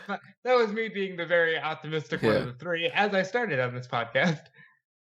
The hope is that we are not doing Smark Out Moment Smack Talk on YouTube, and that we are doing far better things, far greater things, and I don't want to lay out plans that hopefully would work out just in case if things do work out differently or whatever like that. But I mean, I am hoping that 10 years from now, I am still doing a show that can kind of keep this lineage going, if I'm not already just like, okay, well, it evolved beyond that. But of course we don't know. Mm-hmm. like I said before, if we don't know what's going, I don't even know what I'm eating for fucking dinner tonight. Yeah. So, yeah. you know. Well, I would say generally in that regard, it'd be a case of I don't think being in this group and doing these podcasts is going to be the thing that it's something that I'm never going to want to not stop doing and stop hanging out with you guys and doing just talking bullshit and stuff like that. The thing that will change is whether I still care about talking about wrestling that much at that point. And so, because this hobby that we have has a weird way of both gripping itself into your brain and never letting go, to at some point just like you just feel like you have to cut it off at that point. Right. And if that involves cutting off your brain, then then that's the way it goes. But sometimes it feels like it. Yeah. It feels like we just like it'll very much depend on how we feel about the product in 10 years' time, or in obviously the period in between that. I will say this: if I suddenly become a billionaire, I am still doing a podcast in 10 years. It may just end up being the All Talk Show instead of just being like, yeah, I'm talking about wrestling sometimes, talking about whatever, you know. If you become a billionaire, well, you've got a lot of kickbacks coming my way at this point. Very much so. Yeah. I mean, There's a lot of back pay. If I become a billionaire, then you guys are billionaires in the process, you know. But I mean, hey, like, I'll put it out there. Hopefully, in 10 years, I'm saying, well, now that I control WWE or whatever it might be, I don't know, you know. But I'm hoping that whatever the next 10 years has, and we'll talk more about this when we get to our actual 10-year anniversary is coming up at the end of this year in October. And, you know, I'm sure a couple months from now, we're going to be kind of touching on the same topics we're talking on now. But at the very least, I don't even know how the numbering is going to be, because I gave a lot of thought and I haven't decided to make any decisions yet about, hey, this is week number 500. It used to be episode 1, episode 2, just because everything was lumped in together as one big episode. Eventually it just became, well, we're doing separate videos and stuff. So we are well past 500 episodes of Smack Talk. This is not the 500th episode of Smack Talk. This is not the 500th video of Smack Talk. We're at like, I don't know, 2,500 videos or something maybe at this point. I don't even remember. And we've gotten past 500 episodes, but 500 weeks of a show is something that, I don't know, maybe the hot tag stopped being like episode, 501 episode, whatever that might be. Maybe not. I don't know. Things will change for sure. Guaranteed.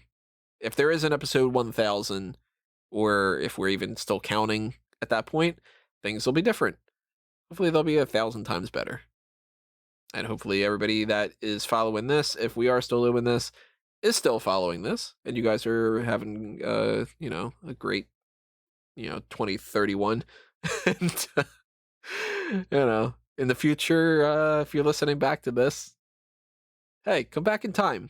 You shouldn't have time traveled by then. Come back, say hello, and do it in the next 5, 4, 3, 2. Damn. Oh, well, you're a dick. Yeah, so time will tell. We'll find out. But those are some predictions of where the roster might be in 10 years, and some topics that we can look back on, whether we're doing something or not. Maybe, just 10 years from now, just go, I wonder how that ended up working out. And that's our retrospective of the roster from 10 years ago. Hopefully you guys had fun with this one, with episode 500. I mean, this was kind of the game plan for a little while, and I enjoyed it. I don't want to speak for these two, but I think that they probably did too. I enjoyed it. I enjoyed this last bit the most, where you just kind of think about, what are we doing in 10 years? But yeah, I definitely enjoyed it. And it's always fun to look back and see how our mindset from a time period matches up with our mindset now. Yeah, it was okay. Com's not doing it in 10 years. Com's not doing it in 10 minutes. Yeah. Well, we're not going to be another 10 minutes because we're ending the episode here. So Thank you for listening to this, everybody. Reminder for anybody who is not familiar with the last 500 plus episodes of this things, if you want to help support us in lots of different ways, follow, like, share, subscribe, hit up the merchandise shops on TeePublic and Redbubble. Check out fanboysanonymous.com. See what's happening over there in the next 10 years. We've got stuff coming out in the next 10 weeks, at the very least, with A Review to a Kill.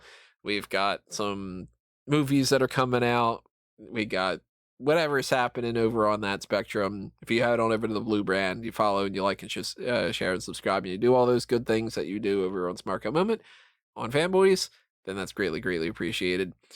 You could also follow us on our individual things. I am at Tony Mango. Rob is at Dude Felice.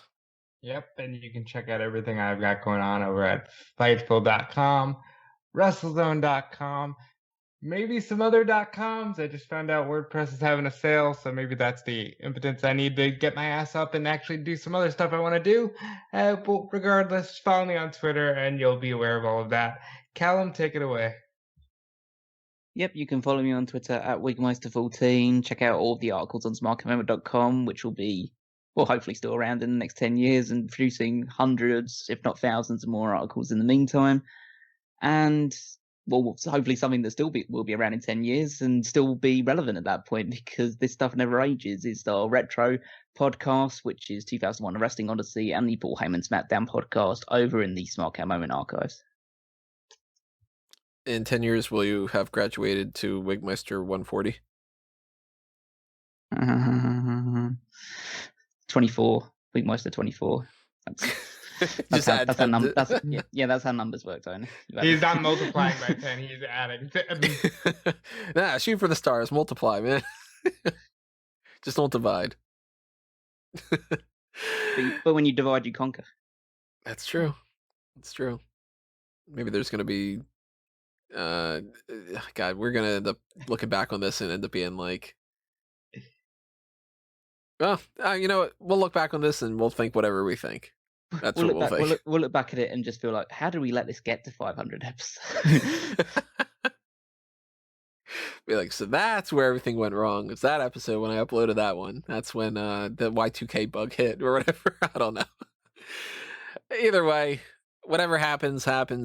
And hopefully we got some good stories to tell in the future. But join us for the ride, everybody. Stay tuned. Check out the next things that are happening.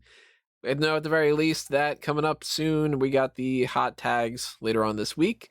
And we know that following that, next week, we have the Q3 mailbag. And we're going to start the qualifying round of the Heat of the Moment tournament. And then roll into Money in the Bank. And then whatever happens with July and August and SummerSlam and such, then, you know, if you join that, hop on that train, then you'll get to the destination at some point. Hopefully Red Grant won't be fighting you or whatever. Anyway, that's it for this edition. Thank you for checking out all these past episodes, and we will see you next time, everybody. But for now, this has been another Smark Out moment, and we're being counted out.